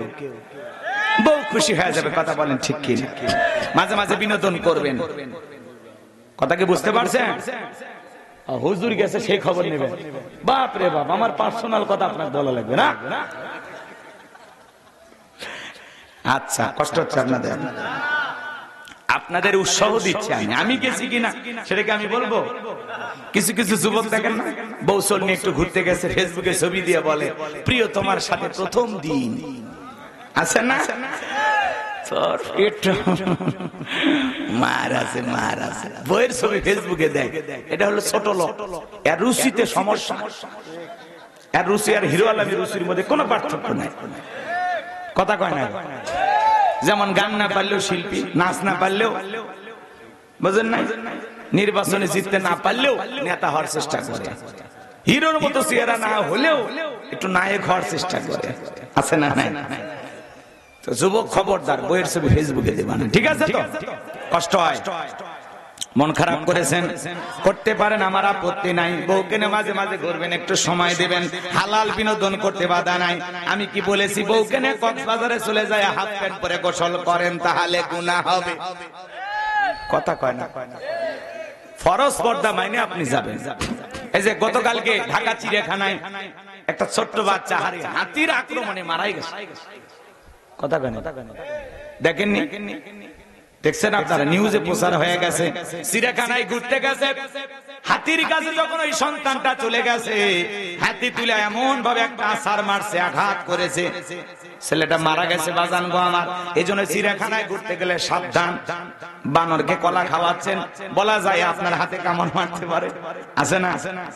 বেশি বাড়াবাড়ি করা ভালো না, যা করবেন সীমাবদ্ধতার মধ্যে থেকে করবেন। আল্লাহ সঠিক বোঝ দান করেন, জোরে বলুন আমিন। আরেকটু জোরে বলেন আমিন। সামনের দিকে যাই বাজান গো আমার, যে কথা বলতে চাচ্ছিলাম, এইবার সিন্ধুকটা সেনা বাহিনীর দল তুইলা নেতার সামনে নিয়ে গেছে। ফিরাউন ডেকে বলে সিন্ধুকটা খোলো তো দেখি। এইবার সিন্ধুকটা যখন খোলা হলো, সবাই তাকায় দেখে সিন্ধুকের ভিতরে মনে হয় আকাশের পূর্ণিমার চাঁদ উদয় হয়েছে। এইবার বাজান গো আমার, সিন্ধুকটা যখন খোলা হলো, মুসা নবীর সুন্দর চেহারা দেখার পরে ফিরাউন ডেকে বলে তরবারি আন, জবাই কর। এইটা মুসা। আসিয়া বলে থামো, খালি মারা শিখছো, এতগুলো মারলা তাও কি শান্তি পাইলা না? স্বামী গো, আগে এই ছেলেটাকে মারার আগে তোমার কাছে একটা প্রশ্ন করি, এই ছেলেটাকে আমাদের পালক পুত্র হিসাবে আমি লালন পালন করতে চাই। কথা বোঝেন না? কথা আছে, যেখানে বাঘের ভয় সেখানে রাত হয়। ফিরাউন রাজি হয়ে গেল, ঠিক আছে যা, ছেলে হিসাবে পালতে দিলাম। মনে মনে ভাবতেছে, বিবি একটা ছেলেকে পালতে চাই, এই বায়না করেছে। মাঝে মাঝে অনেক কঠিন স্বামী বইয়ের কাছে দুর্বল হয়ে যায়, কথা কোন ঠিক কিনা? এইবার আসিয়ার কোলে যখন মুসা নবীকে দেওয়া হলো, মুসা নবীকে কোলের মধ্যে নিয়ে ডেকে বলে, স্বামী ছেলে তো দিলা, ঠিক আছে বুঝলাম, কিন্তু এই ছেলেকে দুধ পান করাবে কে? রাজ্যের মধ্যে ঘোষণা করে দাও, হাজার হাজার মহিলার মধ্যে যে সন্তান, আমাদের সন্তান যে মহিলা দুধ পান করবে, মাসে মাসে তাকে বেতন দেওয়া হবে। সংবাদ প্রচার করা হলো, হাজার হাজার মহিলারা উপস্থিত হয়েছে। মুসা নবীকে কোলের মধ্যে নেয়, স্তন খুলে মুখ লাগায় দেয়। আল্লাহ নবী মুসা আলাইহিস সালাম কোন মহিলার স্তনে দুধ পান করে না। সমস্ত নারীরা যখন ব্যর্থ হয়ে চলে গেল, মুসা নবীর বড় বোন নাম হলো মারিয়ম, ডেকে বলে, রানী আসিয়া, এমন একটা ধাত্রীর খবর আমার কাছে আছে, আমার বিশ্বাস এই সন্তানটা দুধ পান করবে, তাই নাকি? বলে হ্যাঁ। এইবার দুইজন লোককে পাঠায়া দিয়া মুসা নবীর মাকে ফিরাউনের দরবারে নিয়ে আসার পর সন্তানটাকে কোলের মধ্যে নিয়ে মুসা নবীর মা যখন স্তন খুলে মুখ লাগায়া দিয়েছে, মুসা নবী মায়ের স্তনে দুধ খাওয়া শুরু করে দিয়েছেন। বলেন সুবহানাল্লাহ। নবীদেরকে শিশুকাল থেকে জ্ঞানী বানিয়েছেন তিনি কে? আসিয়া বলে, আপনার বেতন ডাবল থাকার কোয়ার্টার ফ্রি, আপনি আমার ছেলেটাকে দুধ পান করাবেন। মুসা নবীর মা ডেকে বলে, রানী আসিয়া, সন্তানকে যদি দুধ পান করাতে চান আপনার বাড়িতে নয়, সন্তান থাকবে আমার বাড়িতে। বলে, আমার কোনো আপত্তি নাই। মুসা নবীর মা পৃথিবীর প্রথম মা, যে মাতার আপন ছেলেকে দুধ পান করানোর বিনিময়ে মাসে মাসে বেতন পেয়েছিল। বলেন মারহাবা। এইবার দুধ পান করানো শেষ হয়ে গেল, মুসা নবী চলাফেরা বয়সে উপনীত হয়েছে। আসিয়া একদিন সন্তানটাকে কোলের মধ্যে নিয়ে ফিরাউনের কোলে দিয়া বলে, ছেলেটাকে কোলে নাও, মানুষ দেখলে মনে করবে ছেলে তোমার না, ধরো একটু কোলে নাও। মাঝে মাঝে দেখবেন মা বোনেরা বিরক্ত হয়ে গেলে ছেলেটাকে কোলে দেয় আর বলে, সামলা সামলা, বাপের কিচ্ছু ছাড়েনি, বাপও যেমন খারাপ ওই ছেলেটা তেমনি খারাপ। আছে না? আছে না? সন্তান বিরক্ত হইলে মা বাবা বাবার কোলে দিয়ে মা রাগান্বিত হয়ে বলে, সামলা, বাপু হারামি, ছেলে হয়েছে ডবল হারামি। ছেলে যদি খারাপ হয় সব দোষ বাপের, কথা কয় না? আর যদি ভালো হয় কয় মা যে ভালো, ভালো হলে সব গুণ মায়ের, আর খারাপ হলে সব বদনাম দোষ বাপের। কথা কোন ঠিক কি না? আপনাদের এলাকার মহিলারা ভালো, এরা এগুলো বলে, এগুলো সব জান্নাত থেকে পালিয়ে আসছে। রাগ করেছেন বুঝি? দোয়া করে ভালো ভাই, 12:30 বেজে গেছে। হ্যাঁ চলবে? লিল্লাহে তাকবীর। এই আর কয়েক মিনিট দিলে শেষ। ফিরাউনক যেহেতু শুরু করেছি, ফাইনাল খেলা খেলে ওক মারিয়ে ওক জায়গা মতো ছুঁয়ে যাওয়া লাগবে। কথা কয় না কেন? ফিরাউনের শেষ নাই, চলেন ওক সাইজ করে যায়। ওক জেতা ছুঁয়ে গেলে বাড়ির ঘুম হবে। একটু থামেন, ফাইনাল খেলা হয়ে যাবে আজকে। লিল্লাহে তাকবীর। বাজান গো আমার, গভীর মনোযোগ দিয়ে শুনবেন, আমি লম্বা করব না, সংক্ষিপ্ত করে বলে দিয়ে যাচ্ছি। এইবার মুসা নবীর সুন্দর চেহারা দেইখা ফিরাউনের একটু মায়া লাগছে, সুমা খাওয়ার নিয়তে ঠোঁট দুটা বাড়াইছে। আমার ভাইরা ওই কচি হাতে এমন একটা থাপ্পড় গালের মধ্যে লাগায়া দিয়েছে, ফিরাউন চিৎকার মেরে উঠছে। আশেপাশে লোকজন দৌড়ে আসে, বলে নেতা এত জোরে চিৎকার মেলেন, ব্যাপারটা কি? ছেলে যে থাপ্পড় মারছে এ কথা জনগণকে বললে কি ইজ্জত থাকে? তখন বলে আমার বাড়ি আমি চিল্লাইছি, আমি তোদেরকে কি ডাকছি? যা, চোখের সামনে থেকে তোরা সরে যা। ওরা যাওয়ার পরে বিবিকে ডেকে বলে, আসিয়া রে আয়, এ আসিয়া তাড়াতাড়ি আয়, তাড়াতাড়ি করে আমার কাছে আয়। কি হয়েছে? বলে ছেলে মুসা সারা কেউ না, তরবারি দে, সবাই করি পথের শত্রুটা দূর করি। আসিয়া বলে ছেলে কি করেছে? বলে ছেলে আমার গালে থাপ্পড় মেরেছে। আসিয়া বলে ঢং করা জায়গা পাও না, এই ছোট মানুষ কোনদিন তোমার গালে থাপ্পড় মারতে পারে? ফেরাউন ডেকে বলে, বিবি রে কেমনে তোরে বুঝাবো? গাল তো তোর ছিল না, গাল ছিল আমার। মজা কি আমি টের পাইছি, আর থাপ্পড়ে ওজন বুঝা দেয়। এই ভবিষ্যতে মুসা হবে, বলেন মারহাবা। লম্বা ইতিহাস লম্বা করব না, একটু কাটসাট করে দিলাম, একটু সংক্ষিপ্ত করে বলে দিয়ে যায়। বাজান গো আমার, এইবার মুসা নবীর বয়স হয়ে গেল 25 বছর। কয় বছর? 25 বছরের টকবকা যুবক। তাকায় দেখেন কিপ্তের বনি ইসরাইলের মধ্যে লাগছে ঝগড়া। মুসা আলাইহিস সালাম দেয়া বলে, এ কিপ্তি ফিরাউনের লোক। কিপ্তির হলো কাল ফেরাউনের লোক। যা বলে সব জায়গায় নিয়ে তার গরম দেখা, কিছু দেখেন না? চিনিস আমার, এ চিনিস আমি উমুক না, তার আপন খালাতো বোন, তার ছোট মেয়ে বিয়ে করেছি। কি হাইব্রিড পরিচয়! কথা কয় না, বেশি গরম দেখাবেন না। আল্লাহ যদি পিছনের দরজা একবার ঢিল করে দেয়, আর কয়েকবার যদি বমি হয়, দাঁড়ায় থাকতে পারবে না। ঝিনাইদহ সদর হাসপাতালে ভর্তি হওয়া লাগে। দুপুরবেলা স্ত্রী দেখতে গেছে, সেলিমের বাপ তোমার শরীরের কি অবস্থা? কয় মা তুমি দোয়া করো। বড় ছেলে দেখতে গেছে, আব্বা শরীরের কি অবস্থা?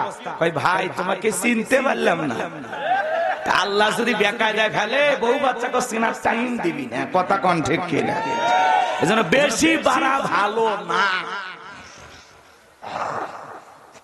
চলেন বাজান সামনের দিকে যাই।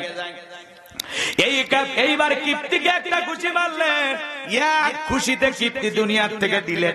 ইন্না লিল্লাহি ওয়া ইন্না ইলাইহি রাজিউন। মুসা নবীর এক খুশিতে কিপ্তিটা মারা গেল। এইবার ফিরাউনের দরবারে হয়ে গেল মার্ডারের মামলা। আল্লাহ ডেকে বলে, মুসা রে আর থাকা যাবে না, মাদাইনের দিকে রওনা করো। আল্লাহর পয়গাম্বর মুসা আলাইহিস সালাম এইবার মাদাইনের দিকে রওনা করলেন। ওখানে যায় অনেক ঘটনা আছে বাজান, আর আমি বলবো না, সংক্ষিপ্ত করে একটু বলে দেয়া যায়। শোয়েব আলাইহিস সালামের দুইটা মেয়ের সাথে দেখা হয়ে গেল। ওই যে পানি খাওয়ানোর ঘটনা আপনারা অনেকেই জানেন। এইবার শোয়েব আলাইহিস সালামের দুইটা মেয়ের সাথে তার বাড়িতে গেলেন। যায় বলে, আব্বা আমাদের বাড়িতে একটা কাজের মানুষ দরকার। এই ছেলের দেহে অনেক শক্তি, এই ছেলেটাকে রাখাল হিসেবে আপনি নিতে পারেন।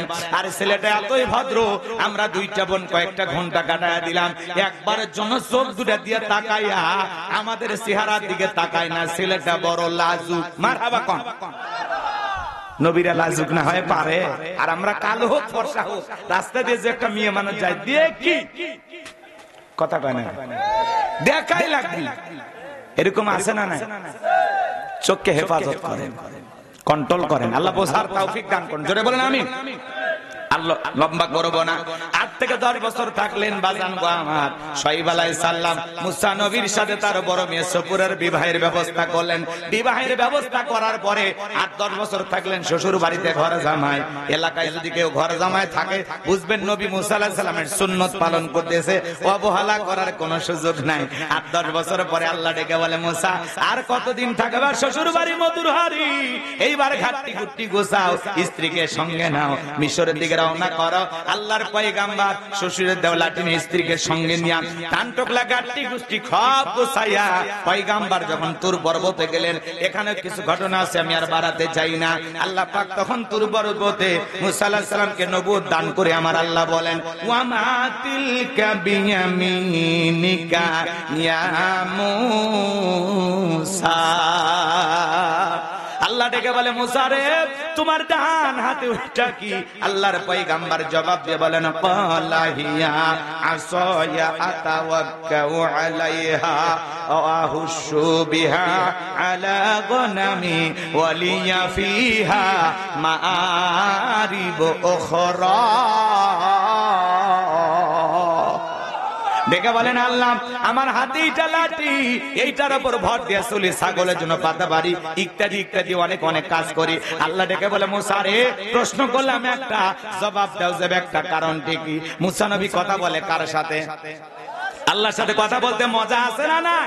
হে যুবক, একটা মেয়ে যদি ভুল করে রং নাম্বার মিস কল দেয়, তুমি পাগল হয়ে যাও। মহিলার কণ্ঠ পাইলে 17টা সিম কার্ড পরিবর্তন করে হলেও মহিলাটাকে কল দাও। মেয়েটা ডেকে বলে, ভাইয়া সরি, আমার ভাইকে কল দিতে গিয়ে আপনাকে কল দিয়ে ভুল করে ফেলেছি, আমাকে আপনি মাফ করে দেন। ডেকে বলে, কেন নিভানো আগুন জ্বালাইলি? এখন ভালোবাসা দিবি কিনা বল, করবি না কোনো সল? রাত 3:30টার দিকে এক মহিলা আমারে ফোন দিয়ে বলে, হ্যালো তুমি কে? সোহেল। আমি বললাম, না হুজুর মানুষ। ঢং করো না, রাত চলে গেলে আফসোস করবা। ও কি তাহাজ্জুদ পড়ার জন্য ডাকতেছে? একটা মহিলার কণ্ঠ পাইলে তুমি আমি পাগল হয়ে যাই। যুবকরে সারা রাত ইউটিউব ইন্টারনেট ঘাটাঘাটি করে, ইমো মেসেঞ্জারে বান্ধবীর সাথে কথা বলার জন্য পাগল পারা হয়ে যায়। কথা কয় না কেন? এই বসো বসো। যুবকেরা এরকম মোবাইল আছে না? না। তুমি যার লাগিয়া এমবি ভর, তার তো বাটন ফোন। তুমি যার লাগিয়া এমবি ভর, তার তো বাটন ফোন।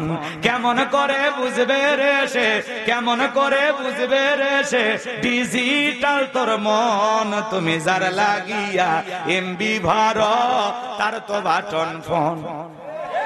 কথা কয় না কে? বলবো না।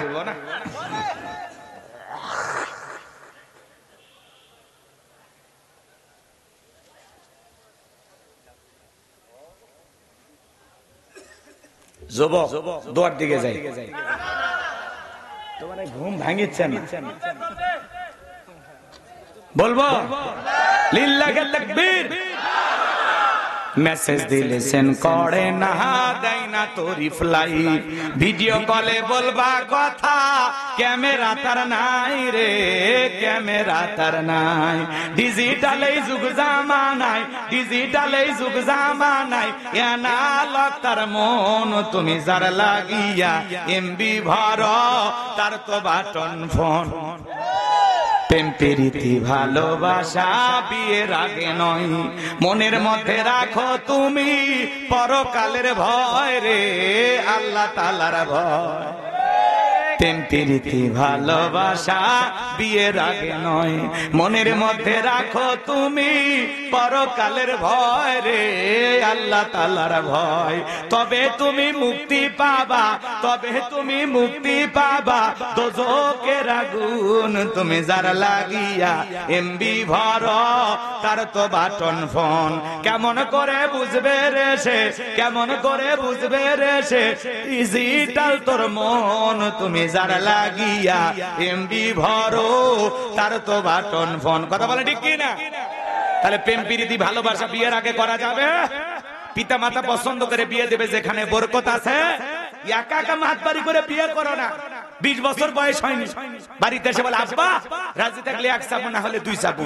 আমি উত্তরপাড়া লাখিকে কথা দিয়েছি, আছে না বলা? আপনাদের এলাকা বসে এরকম পাল্লে টেলে বিয়ে করেন? প্রেম টেমিলে তো নাই। ছেলে পেলে খুবই ভদ্র, আমি জানি। ঝিনাইদহের মানুষ খুব আল্লাহওয়ালা। কষ্ট হচ্ছে আপনাদের? এ যুবক, তোদের পায়ে হাত দিয়ে অনুরোধ করে যায়, পিতামাতার অবাধ্য হয়ে বিয়ে করা যাবে? পিতামাতার দোয়া আছে, মুরব্বীদের দোয়া আছে, যেখানে বরকত আছে। কোন কোন যুবক পিতামাতার পছন্দের মেয়েকে বিবাহ করবে? হাত তোলা যারা বিয়ে করেন। চাচা হাত তোলে, আর একবার রিস্ক নেবেন? চাচি খালি যদি সামনে, আজকে খবর আছে। হাত নামান বাজান, সামনের দিকে যায়, লম্বা করবো না। আমার আল্লাহ ডেকে বলে, মুসা রে, প্রশ্ন করলাম একটা, জবাব দাও যাবে একটা। কারণটা কি? এইবার আমার আল্লাহ জানিয়ে দিলেন মুসা নবীকে, ও পয়গম্বর, কলা আলকিহা ইয়া মুসা। আমার আল্লাহ ডেকে বলে, মুসা রে, তোমার হাতের লাঠিটা এবার নিক্ষেপ করো। ফাআলকাহা ফাইযা হিয়া হাইয়াতুন তাসআ। লাঠিটা নিক্ষেপ করা মাত্রই হয়ে গেল বিশাল বড় একটা সাপ। মুসা নবী বলে, বাপ রে বাপ, এই যে জাতের সাপ, আমার বংশ করে দিবে সাপ। এই কথা বলে পয়গম্বর জোরে লাফায় আর দৌড়াই ভয়ে ভয়ে।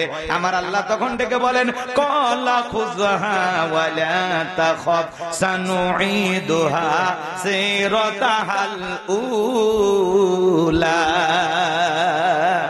আমার আল্লাহ ডেকে বলে, পয়গম্বর, ভয় পাওয়ার কোনো কারণ নাই, আমি আল্লাহ পাক লাঠিকে সাপ বানাইছি, আবার সাপের দিকে হাত বাড়াও, পূর্বের মতো লাঠি বানায়া দেব।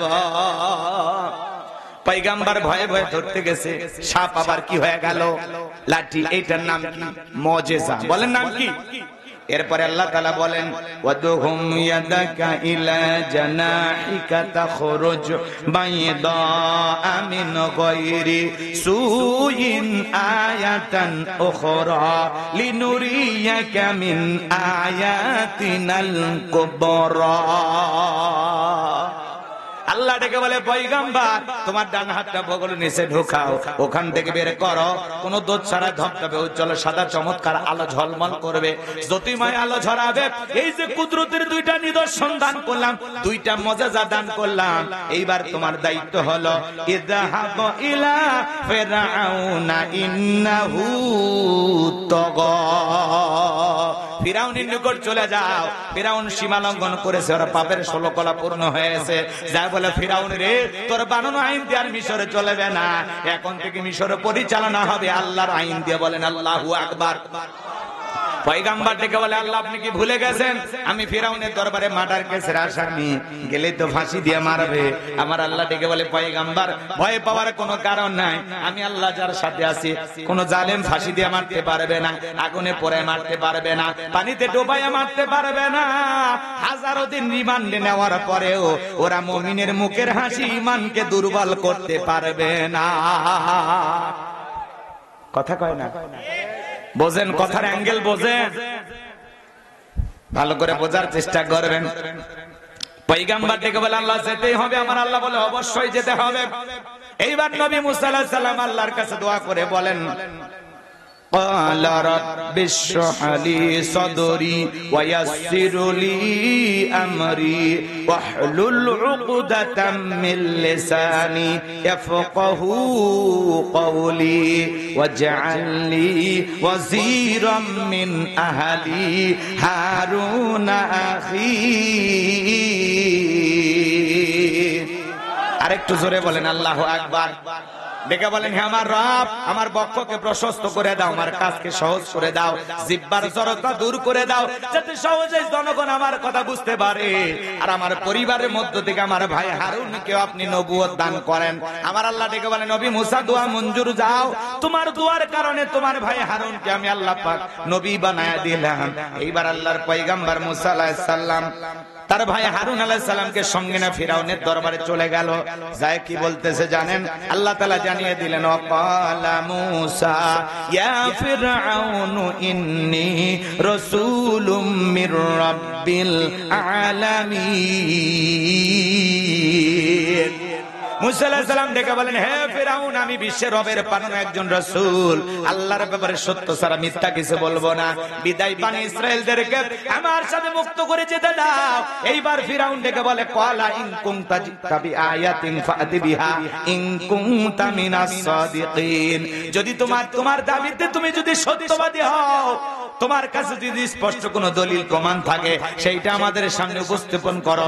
যদি তুমি তোমার দাবিতে সত্যবাদী হও। ফিরাউনের মতো কাফেরের কাছে নবী বলে দাবি করে, ফিরাউন প্রমাণ দেখতে চায়, আর বিরাট বড় আল্লাহর ওলি দাবি করে আমরা কোনো প্রমাণ দেখি না।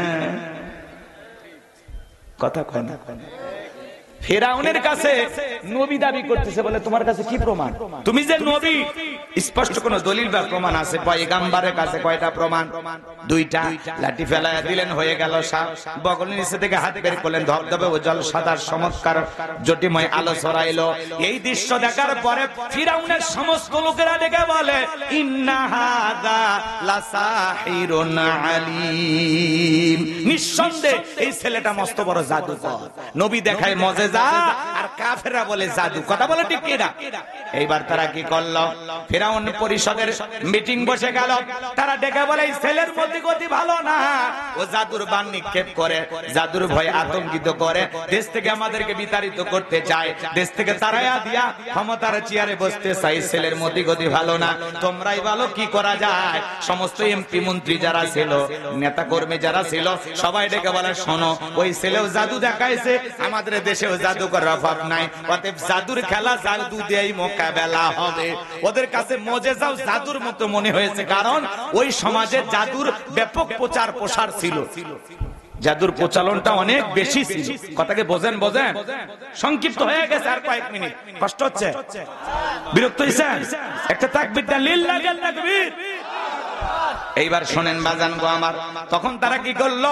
ইয়া তুবি কুল্লি সাহিরিন আলিম, শহর বন্দর থেকে তারা দক্ষ দক্ষ জাদুকর ফিরাউনের নিকট উপস্থিত করলো।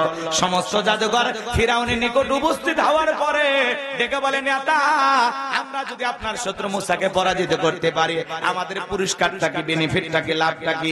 খেলার মাঠে নামার আগে জানার দরকার আছে না নাই পুরস্কার কি থাকছে? জানার দরকার আছে না নাই যে আমরা যে আপনার শত্রু মুসাকে পরাজিত করব, আপনি আমাদেরকে কি দেবেন? ফিরাউন তখন ঘোষণা করলো, ক্বালা নাআম ওয়া ইন্নাকুম লামিনাল মুকাররাবিন। ফিরাউন ডেকে বলে তোমরা হবে আমার নিকটতম ব্যক্তি, এই দরবার হবে তোমাদের বসবাসের জায়গা, তোমরা সবাই আজ থেকে এই দরবারে বসবাস করবে, যাও মুসাকে পরাজিত করো। যারা রাস্তাঘাটে জাদুর খেলা দেখায়, এরা যদি রাজপ্রাসাদ পায় আর কিছু লাগে? কোন নেতা যদি বলে তুমি আমার লোক, যা খুশি তাই করো, তাহলে নেতার কথায় রাতকে দিন করা যায়, নিরপরাধ মানুষকে ফাঁসিতে ঝুলানো যায়, ক্রস ফায়ার দেওয়া যায়। কথা বলে ঠিক কিনা? যেহেতু তুমি কার লোক? নেতার লোক। আর নেতা বলেছে তুমি আমার লোক। ভালো করে বোঝেন। এইবার জাদুর খেলা শুরু হয়ে গেল। হাজার হাজার দর্শক জাদু দেখার জন্য রেডি হয়ে গেছে। সমস্ত জাদুকর ডেকে বলে, ও নবী মুসা, জাদুর বানাকে কে নিক্ষেপ করবে, আমি না তুমি? এ ভাই, সর্বোচ্চ 5-7 মিনিট হয়ে গেছে। শোনেন, কষ্ট দিন না, কষ্ট দিন না। শেষ ভালো যার, সব ভালো তার। ঈদের পরে কষ্ট করে আপনারা বসেছেন, একটু মোনাজাত দেওয়ার সুযোগ দেবেন না? আমরা ফিলিস্তিনি নির্যাতিত অসহায় মাজলুম মুসলমানদের জন্য আজকের মাহফিল থেকে দোয়া করব ইনশাআল্লাহ। মুসলমানের পক্ষে যারা, একটু অপেক্ষা করেন আমার ভাইয়েরা। এইবার সমস্ত জাদুকর থেকে বলে, ও নবী মুসা, জাদুর বানাকে কি নিক্ষেপ করবে, আমরাই না তুমি? মুসা আলাইহিস সালাম ডেকে বলে, ওস্তাদের মাস শেষ রাতে, আগে তোমরাই জাদুর বান নিক্ষেপ করো। এইবার তারা জাদুর তন্ত্র মন্ত্র নিক্ষেপ করতে লাগলো। বাঘ বানাইলো, ভাল্লুক বানাইলো, রশি বানাইলো, মানুষের চোখে মুখে পর্যন্ত জাদুর বান নিক্ষেপ করতে লাগলো। বাজান গো আমার, সেদিন 1 নয় 2 নয়, তারা 80,000 জাদুর বান নিক্ষেপ করেছিল। জাদুর তন্ত্র মন্ত্র নিক্ষেপ করতে করতে ওদের সালান পাতি শেষ। এইবার ডেকে বলে, মুসা আর নাই, তুমি তোমার জাদুর বান নিক্ষেপ করো। আমার আল্লাহ পাক বলেন, ওয়া আওহাইনা ইলা মুসা আন আলকি আসাকা ফাইযা হিয়া তালকাফু মা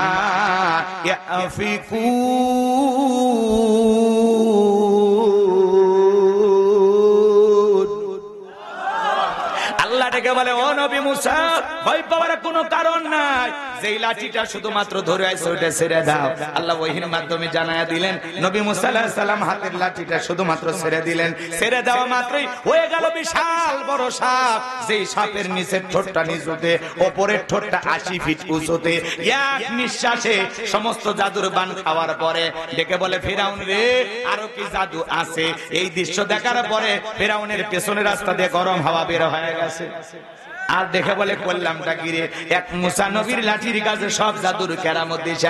সমস্ত জাদুকররা বুঝতে পেরেছে নবী মুসা আলাইহিস সালাম যেটা দেখালো ওইটা জাদু না, ওইটা জাদুর দাদু। মারহাবা খান।